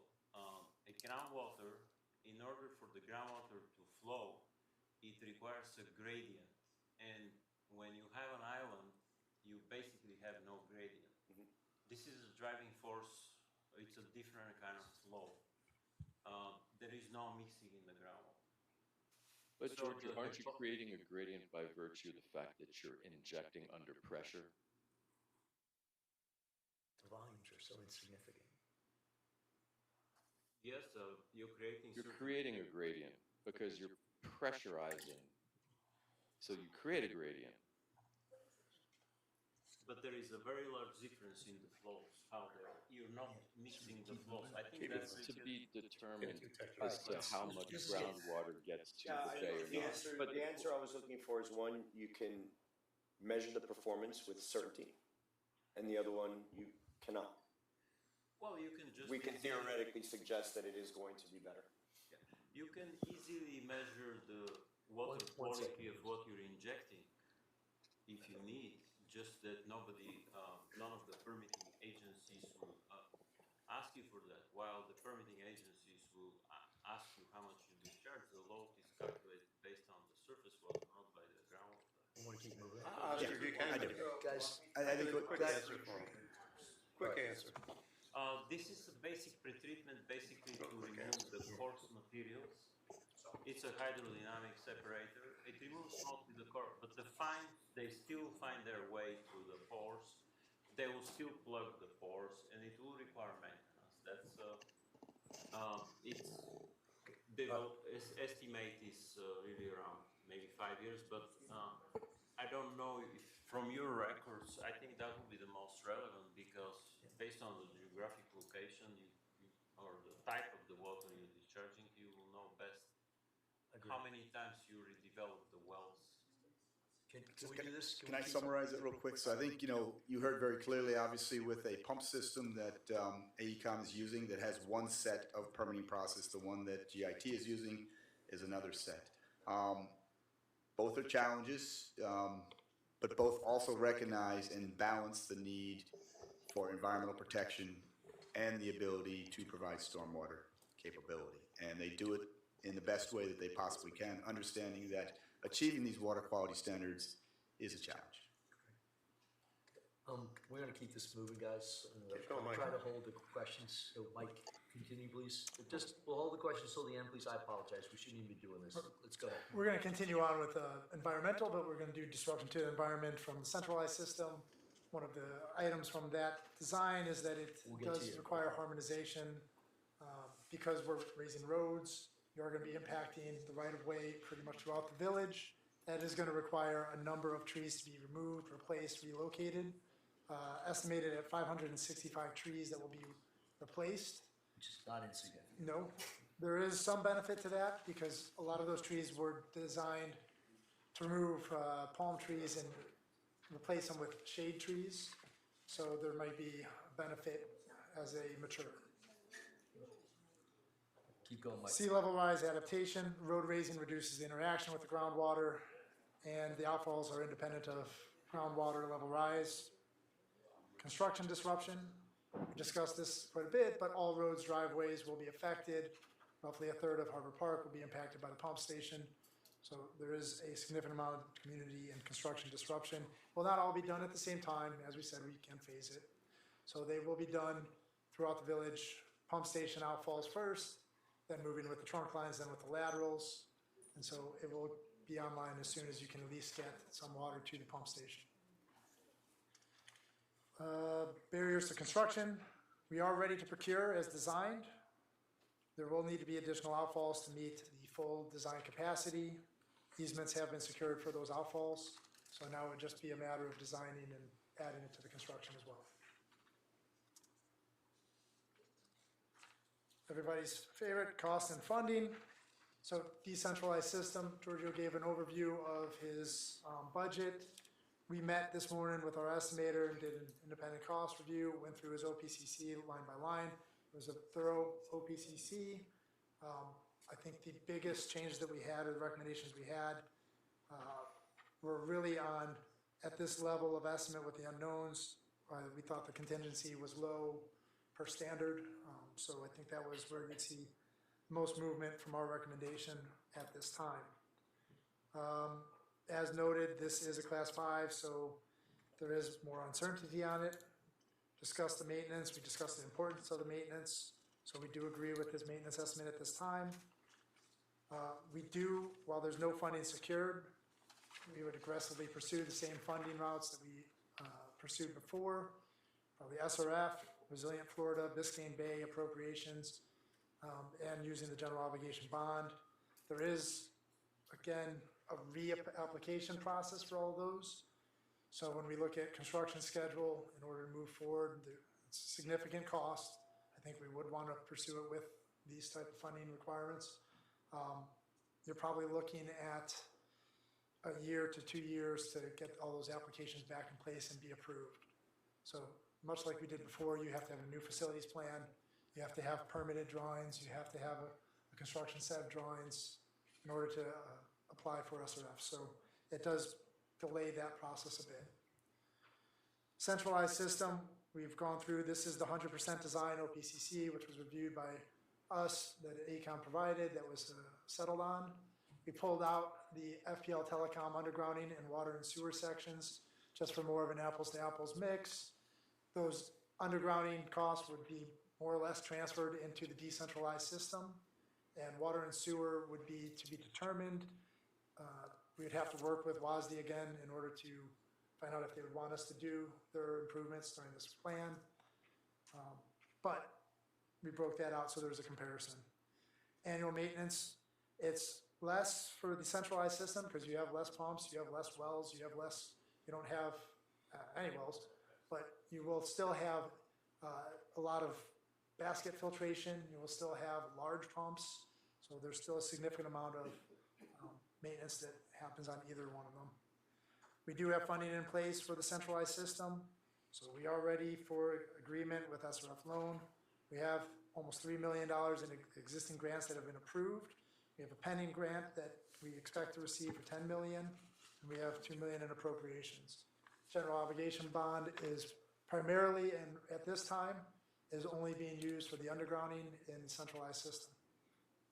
And items that the SRF will not cover, which are basically the park benches or aesthetics. Operations and maintenance, coordinating and supporting efforts. So we discussed specialized training, well cleaning, redevelopment, most likely to be subcontracted. That's what we do currently. We have a number of SCADA controls. There will be various valves and control systems that will go with coordinating all the decentralized pump stations. Potential need for portable generators, which would be another specialized item. Life cycle expectations, injection wells to expect major cleaner redrilling every 5 to 10 years, pumps 20 to 30 years, new piping the last 50 years, existing piping, which is an unknown at this time, will be replaced as needed. So there is a risk of future disruption in these areas that haven't been replaced. Supporting agencies will need to engage another engineering contractor to go towards full design, new construction contracting, procurement. We engage with WASD, FPL Telecoms, as we did, Miami-Dade School District to be engaged. They'll be impacted, obviously, with the pump stations in their immediate surrounding area. Industry considerations. We may open up the pool of contractors that this will be available to, as it's smaller packages, smaller pump stations. So you may have a higher competitive level from that standpoint. And centralized system, you have specialized training. Again, filter cleaning is required, backup generator maintenance, large pump station, specialized for pulling, maintaining those pumps, and controls. It'll be a centralized control station, but you'll still need to have specialized training on that, although I assume that'll be in-house. Life cycle expectations. Pump station, 20 to 30 years for the components. That's the components of the pump station. That's equipment, pumps, valves, motors. Piping will be over 50 years. Inlet filters, approximately 15 years until you have a complete replacement of them. Supporting agencies, these are the agencies we've been working with for the last 2.5 years at WASD. We have working towards the construction JPA with them. FPL, Telecoms, we know we're working with them on multiple fronts, so they've been good to work with thus far. Miami-Dade School District still being engaged. We provided them with an interlocal agreement just for temporary construction easements and for the effect that'll be around their pickup, drop-off scheduling. Industry considerations, we've had multiple industry forums. We've met with multiple contractors, both on the civil side and the power telecom side. There's a great amount of interest in this project. People are watching, people are asking. So we know that there's qualified contractors. One asked me today, so. So let me ask you a question on the life cycle expectations. So 20 to 30 years from now, you think that we'll have to replace the system, or how does that go? That's pumps, motors, Right. valves, So the internal components of the pump station. one of the things that I always VFDs. have, pondered on is that, you know, fixed drainage systems, sometimes larger pipes or whatever we put underground, they have to stay there. If we increase them, we have to dig the street again and build the system. And this was just, I'm just kind of reviewing what I just saw. 20 to 30 years, we will have a better idea of where sea level rise is, of where our conditions are, so it creates kind of a step capacity to replace the system or do something without creating such an impact with fixed pipes. Does that make sense, what I'm saying? Right? So you're talking 20 to 30 years, you come in and you replace the pump. But 20 to 30 years and sea level rise, you gotta tear down the whole street and take out a big pipe or replace that pipe. Am I being too dramatic on that, or am I? Well, their system for the roadways and the piping was built to last a little bit longer for that 2060 time horizon. Okay, for So how that long? was designed for it. Well, basically, yeah, 35 years. for 50 just years? Okay, I'm this just point. trying to have a Yeah, interchange here. 50 years for the pipe materials itself, Okay, and up until 2060 for sea level rise predictions. but see, that's what I find attractive, is the fact that there is a possibility for a less impact should the sea level rise conditions change. My problem is the maintenance. It's actually how the system's gonna function. Can we have a hand up? Okay, I'm sorry. Okay, that was Until the my end, point, yeah. so. Okay, Okay, Mike, keep rolling, all right. please. We got 2 more slides, so Okay, we'll be let's go, moving. and then we're gonna Community move to the impact and public acceptance. This one is obviously a critical one as well. So looking at it from how is the disruption going to affect the residents? We know that's extremely important. Obviously, from a decentralized site point of view, you're going to have large pump stations, multiple ones inside the community. They will have the electrical panels. It will affect a little bit of the landscape, but most of it will be underground. Smaller pipe sizes will allow for more passage and construction during the actual construction, so you may not have to close all of the street during the actual piping. Post-construction aesthetics, that's what we were referring to on the electrical panels. Limited landscaping and streetscape impact. One item that we noted as a risk is that you may have to come back for the existing pipe as you find issues that come up. Political requirements. This will require multiple levels of council decisions for approval of delivery format. We discussed different options for delivery, much as we did previously. Engineering, all the different levels of engineering and decisions that come with the engineering, easements, levels of service specific items that come through. Funding, oversight, easements, phasing management, professional acceptance. Injection wells are common practice among stormwater projects and are a preferred method, as Giorgio mentioned, for reducing discharge to outstanding waters. We don't think there's anything crazy about this system. So it is accepted from a professional standpoint. On the centralized side, construction disruption, we know that all roads, driveways, sidewalks will be impacted. This will have a major inconvenience during the construction time. We're looking at, again, 3 years of phased disruption throughout Zone 1. And Harbor Park will probably be used as a staging area, more than likely for both of them to an extent, but definitely while the Harbor Park project is going on. Post-construction aesthetics, there will actually be less that will be visible on the centralized system because everything is underground with the exception of the new utilities, which will be on both systems, except for one large pump station. And then the planting of the new trees will take time to reach maturity. They also have drop curbs, which will impact the streetscape. And we have a large building On Harbor Park. on Harbor Park. Yes, that's a big impact. So you'll have one large building versus 6 smaller impacts during the well So stations. they'll be underground. Most of it will be underground except for the electrical panel. You'll have, 4 foot by 4. you'll have panels, so you'll have panels that are access hatches. That's what you'll see. Okay. Last slide. Yes, and with the professional acceptance on political requirements, we know what the political requirements are, centralized system. Professional acceptance, it is also another very popular method and probably the most common for coastal communities due to the massive requirements to move water.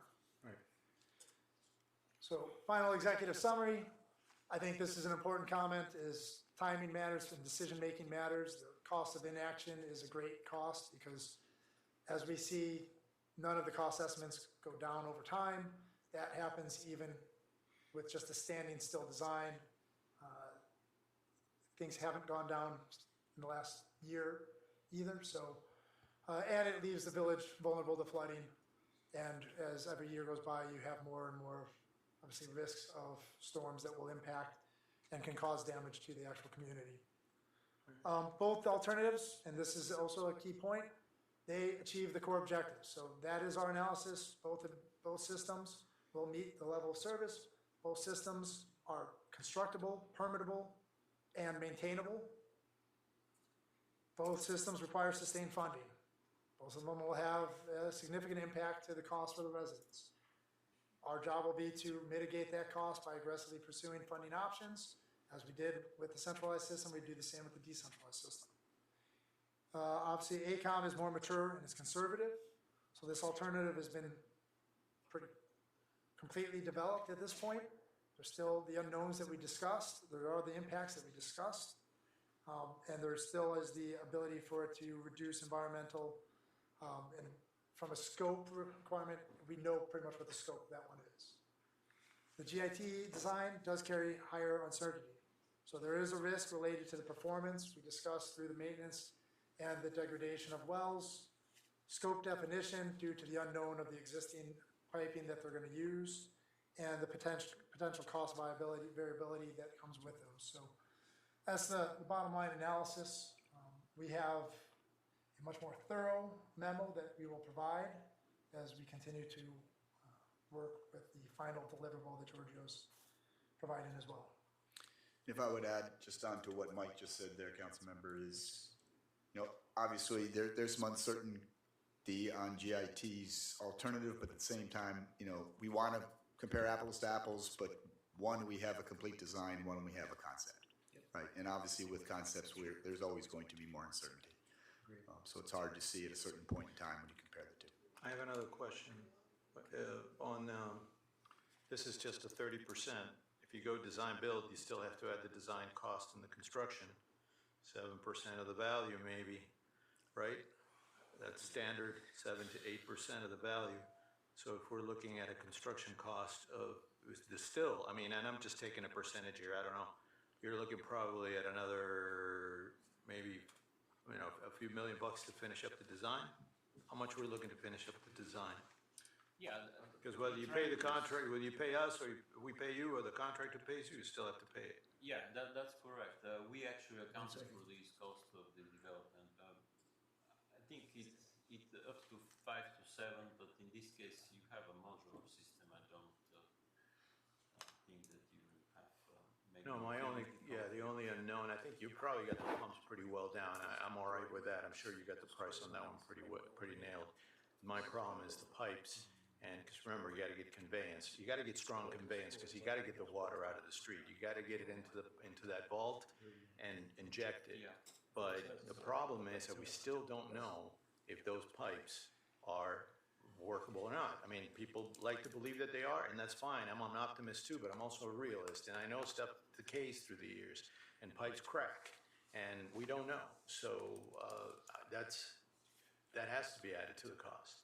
Yes, but you also have to make the decision, do you want to excavate the entire village or you want to... Well, yeah, that's the conundrum we're in here, that's the issue here. I think that's the main Listen, problem. nobody's questioning, design is evolving into something that I think is particularly interesting and solid. I don't have an issue with that, but at the end of the day, we're lacking some conveyance. Drainage, like I said before from the beginning, drainage is pretty simple. You capture, you convey, and you discharge. You got the discharge part down, and you got maybe the capture down. But you still don't have the conveyance down, and that's a fact, and that's a cost, and that's where the highest risk is in construction. Okay, you good? Yeah, I'm good. One last question, Michael. Are you going to do a cost analysis between the extension program and the current ACOM program? Are you going to look at those two numbers? We can. phase one? Yeah, 'Cause we that's- can. I mean, those are, I mean, that's something the, these are yeah, that's, the significant. committee's Yeah, interested I in. think that's a significant conversation that we need to have as a group, because we're looking at, you know, basically 200 acres with the GIT design versus 90 acres, okay? And if you do just the rough math, there's substantial savings. I mean, you were handling 600 homes versus 250 homes, so it's 256.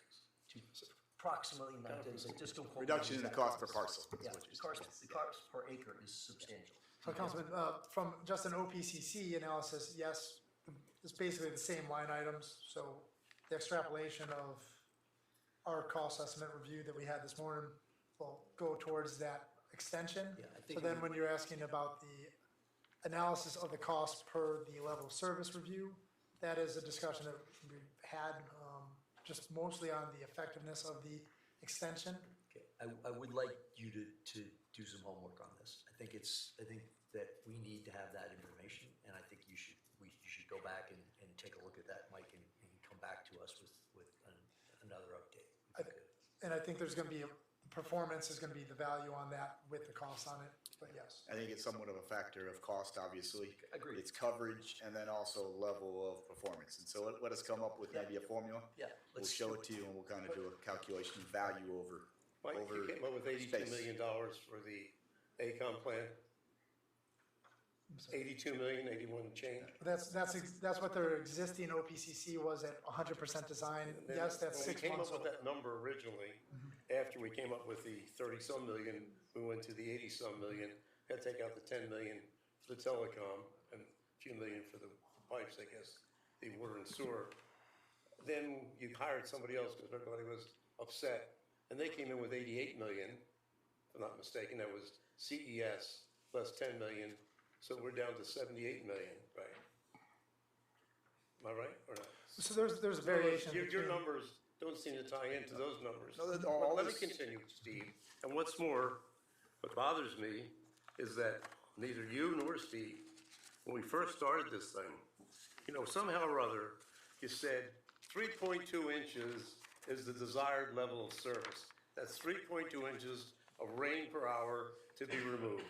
And we came up with a number, this is ACOM, and you're supposedly representing us, looking out for our best interest, and you came up with a number of $32 million to do that. And we said, that's crazy, it's terrible, et cetera.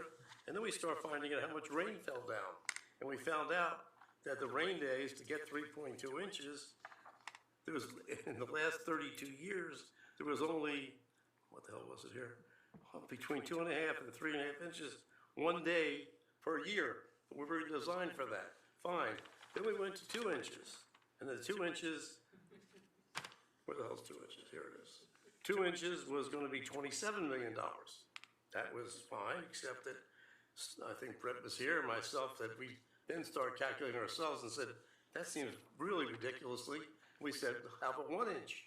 And you said, no, we don't want to do 1 inch. And then Joe came up with a compromise and said, look, let's put the pipes in for 2 inches, and we'll pump it for 1 inch, if you remember correctly. So at that point in time, we were, the 1 inch per hour, which we're not going to do, was 20 million.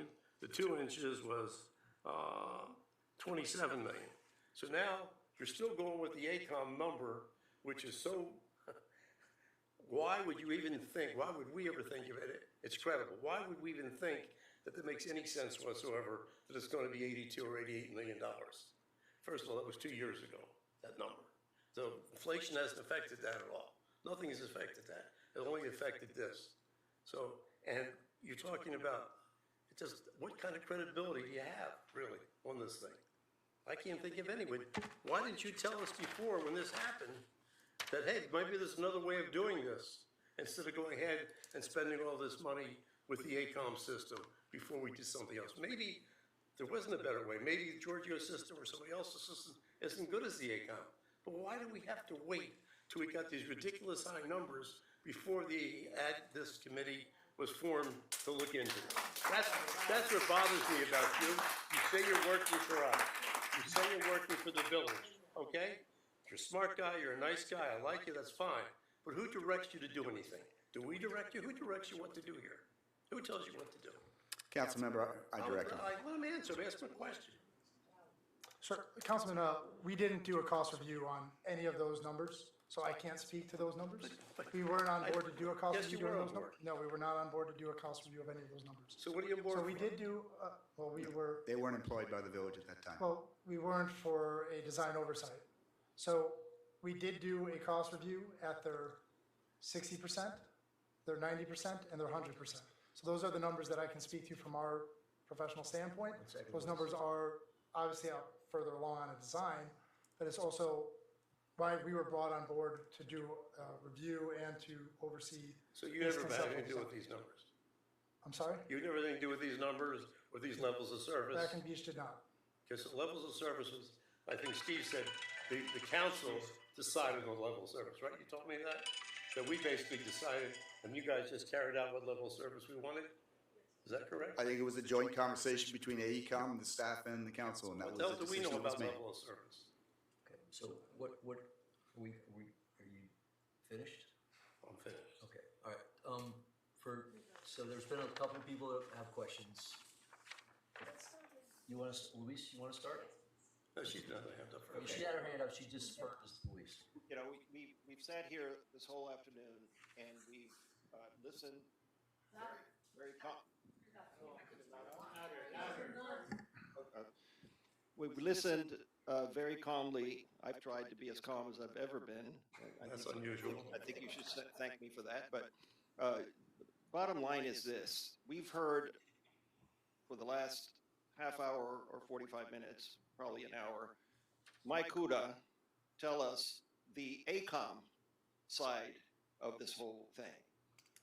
Everything that was up there was designed in order to show that the ACOM system was superior.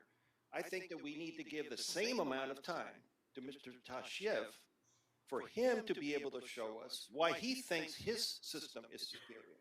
And I think he's going to do just as great of a job as Mike Huda did. Here's the other thing. This whole thing is a charade, right? Because from the very beginning, Mike Huda's company, Black and Veatch, was partners, basically, with ACOM in order to get this done.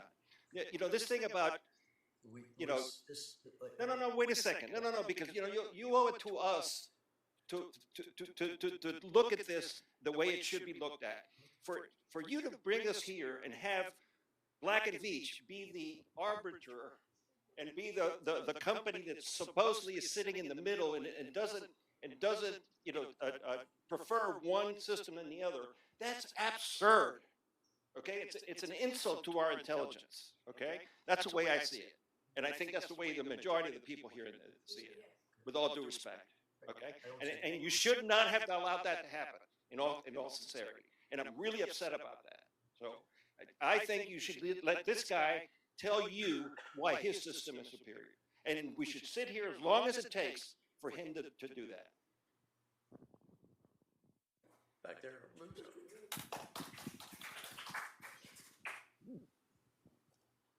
Council, thank you for being here, all of you. And I think the reason that we are here is because of cost. Oscar, it's because of cost. It's not because which one is better or not. It's getting the best service that we can, but also affordable to everyone.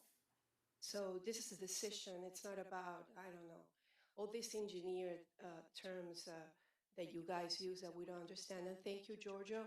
You have been given very little time to do your work, and IACOM has been given 3 years. So guys, this is highly unfair. Even to us. Because we're making the checks for the taxes. So Well, I had the time to write some notes while you guys were doing whatever you were doing. I'm not pretending to understand the engineering difference between ACON and GIT system. I'm just a concerned citizen. My opinion is, if the labor of service is satisfying to our community necessity, respecting the environmental, in technical performance, and the financial aspect for the next 10 years, we do not need to expend that much money, double of money with ACON is going to cost. in a system that probably in the next 10 years will also be absolute, obsolete, I'm sorry, thank you for my correction. The advances of the future will give us other choices. I'm sorry? Okay, better technology. Please be considered the public, because this is like a, it's not fair for us. And also, Mike, I agree that you have to do ICOM, GIT, and all the things that you said, what is the pros and the cons, of all of them, and the price, and taking in consideration that ICON had 3 years to prepare all of this, and GIT just 3 months. Through the chair, if we could just have everyone say their name and address for the record before giving public comment. Thank you. Julio Diaz, Councilman Vasquez, do you think, from what I hear, you have serious doubts about the GIT system? Are you ready to say that it would not serve the village in the purpose that we would like to be served? Because all I hear from you is sort of negative towards the conduction of the water from here to there. Would you think that the GIT alternative is good enough for a village? Is that a question for me? Yes, this is a question for you. I'm not going to entertain any questions until council. I have that discussion with council. I'm here to listen and I'm here to review, and I'm not going to entertain any questions on that. Yeah, I made a lot of comments, and you can read through them as you please, and that's fine. You can have your own interpretation, but I am not going to make any statements tonight of which I agree or not agree until I deliberate that with my council. Thank you. Okay, so you're going to say you don't know. I just repeat, I would be happy to repeat it to you. I am here to listen to the facts. I'm here to listen to everyone. And when I have heard and I have reviewed everything, I will make a responsible decision for my community. You can read into the tone if you like. You can read into whatever you want to read. But really, it is up to my discussion with the council. So I appreciate your question. Thank you. Can I just follow up on what he said about the comments that are made by the Black and Beach on ACOM? I'm reading there. ACOM is more mature and conservative. The ACOM alternative is further developed and intentionally structured to reduce environmental and scope uncertainty.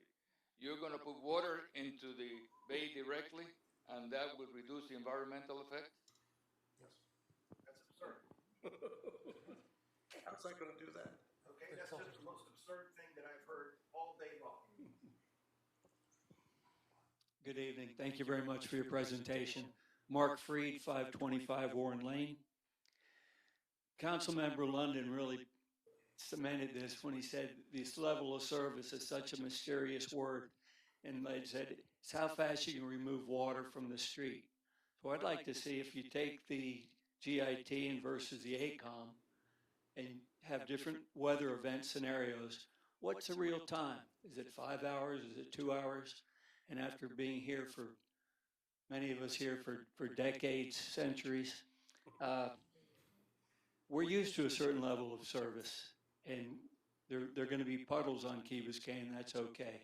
But when you're talking about close to double the cost, and one can serve, I forget how many houses and acres, the other is about a third of that. Some of these just appear to be better than the other, or certain reasons to go for it. And you mentioned that both systems pollute in the bay. And I know one goes directly into the bay, one goes into the ground in subsurface. So how's that polluting the bay? I didn't say that. I thought I heard that. No. Let me correct what I said. I said that because it is subject to maintenance. Right now, in fact, I said the opposite. I've been saying that it doesn't do that.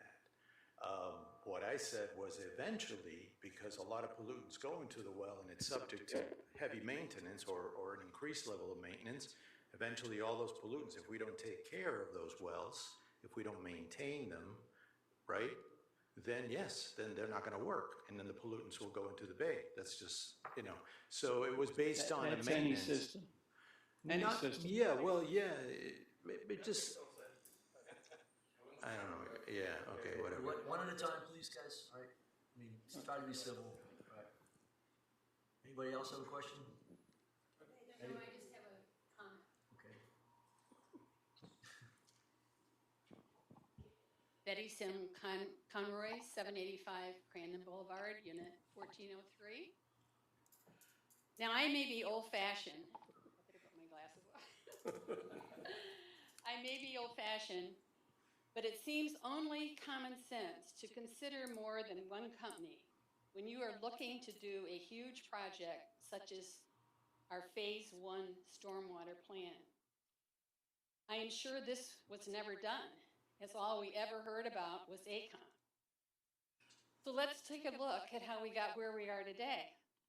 In 2022, the council hired Black & Vetch for $2 million to manage and assess ACOM.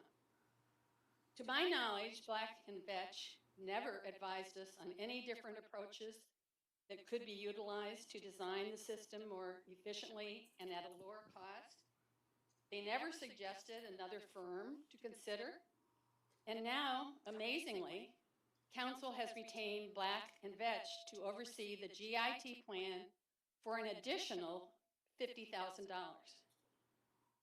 I want to thank Mayor Roscoe for appointing this ad hoc committee. It has been this committee that has found another very viable option, and I feel we as residents are indebted to the hard work of the ad hoc committee and the excellent results they have produced. Double our salary. Thank you. Anybody else have any, John? Mike, please, thank you. John Festa, 695 Harbor Lane. I first found out about the Big Dig back in November of '24, and I came before the council with 3 issues, one of them the Big Dig, and I thank Mayor Roscoe for creating this committee. I've been to a couple of committee meetings early on and mentioned that we have the big issue of the entire island. Phase 1 was a very small portion of the big issue that you were looking at. It was pointed out that the cost was very high, and to multiply that out for the whole island was ridiculously high. And the committee was starting to look at alternatives. And one of the recommendations that I had made was, where is the current real problem? This is current problem, long-term problems. And Lewis had mentioned about maintaining the existing system, which Public Works has done a great job at. But the current problem right now, the biggest problem you could solve quickly is around the school. The long-term project that ACON has is going to take a long time to solve that problem around the school. The deep injection wells or shallow injection wells can be phased, and I thought I heard over a short time period, it could actively solve issues locally.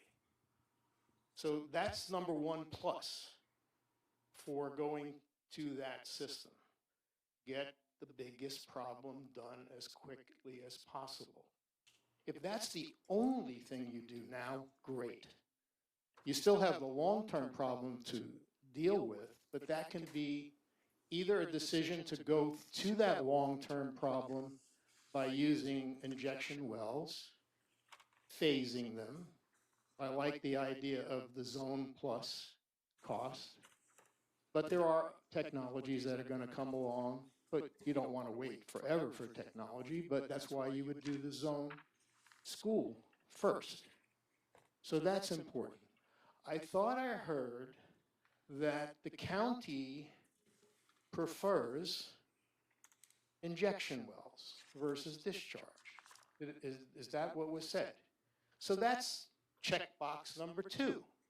The county's telling you that we prefer this method. Yes, there are uncertainties that you have to resolve regarding the conveyance, but that you should spend the money on. That will also tell you about the existing system, what areas in the existing system have conveyance problems. So what I've heard tonight is that you have a good alternative to consider. And if the one thing you do is say, we want to solve the problem around the school immediately, then do that before you do anything else. And if you have to take a little time to decide, do we want to continue that injection well for the rest of Zone 1 plus, you can do it.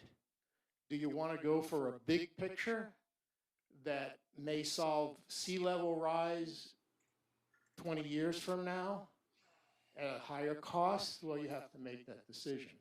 If I were in your shoes, I would solve the school problem first, and then I would obviously deliberate on, do we want to continue with the with the injection wells, et cetera. But that's what I heard tonight. And whether it pollutes directly into the bay or diffuses through the aquifer or the salinity layer through mixing, yes, it's theoretical, but there's no doubt in my mind that there's less pollution having it at a deeper level and mixing, et cetera. Whether it's theoretical or model, or you can measure it or not measure it, the county has told you they prefer that. Thank you.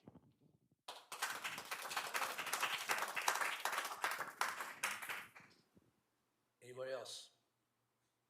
Going once? Brett, there we go. Oh, there, Brett's here, okay. Okay. So is this the last committee meeting that you guys are having? Yeah. Are you guys going to make a recommendation vote to council for the next meeting of where you guys stand on? We believe we're in that information? position. Okay, that's all I wanted to know. Thank you. We might deliberate a little bit more. What else? Anybody else? Going once, going twice, getting ready to close. Anything else? Mayor? Steve? I've got nothing from my part now. Okay. So vote. Mike? Giorgio, thank you very much for excellent presentation this evening. Thank you for all your hard work. We really appreciate it. Thank you. All right, if there's nothing else, we're adjourned. Are we doing a vote?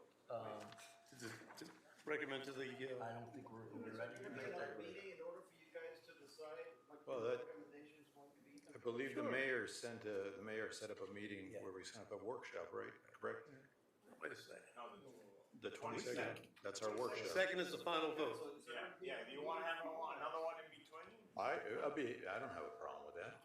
If need be, it's your call. I don't believe. I mean, I thought that that's what this meeting was for. Take a For vote. you guys to decide. Are you ready? Yeah. Are you ready? I'm not, we don't, I just got this yesterday. All right, Luis, He's not ready? he's not ready. Maybe we just do a quickie next week, get together, and make a decision. I feel very strongly. I'm ready to make a recommendation. But He's not ready. he's He's not ready, right? He's not ready. So we won't do it. We won't do it. We'll deliberate one more time. Let's talk afterwards and we'll figure out. Yeah. Okay, very good. Good night. Thank you. Well, We're done.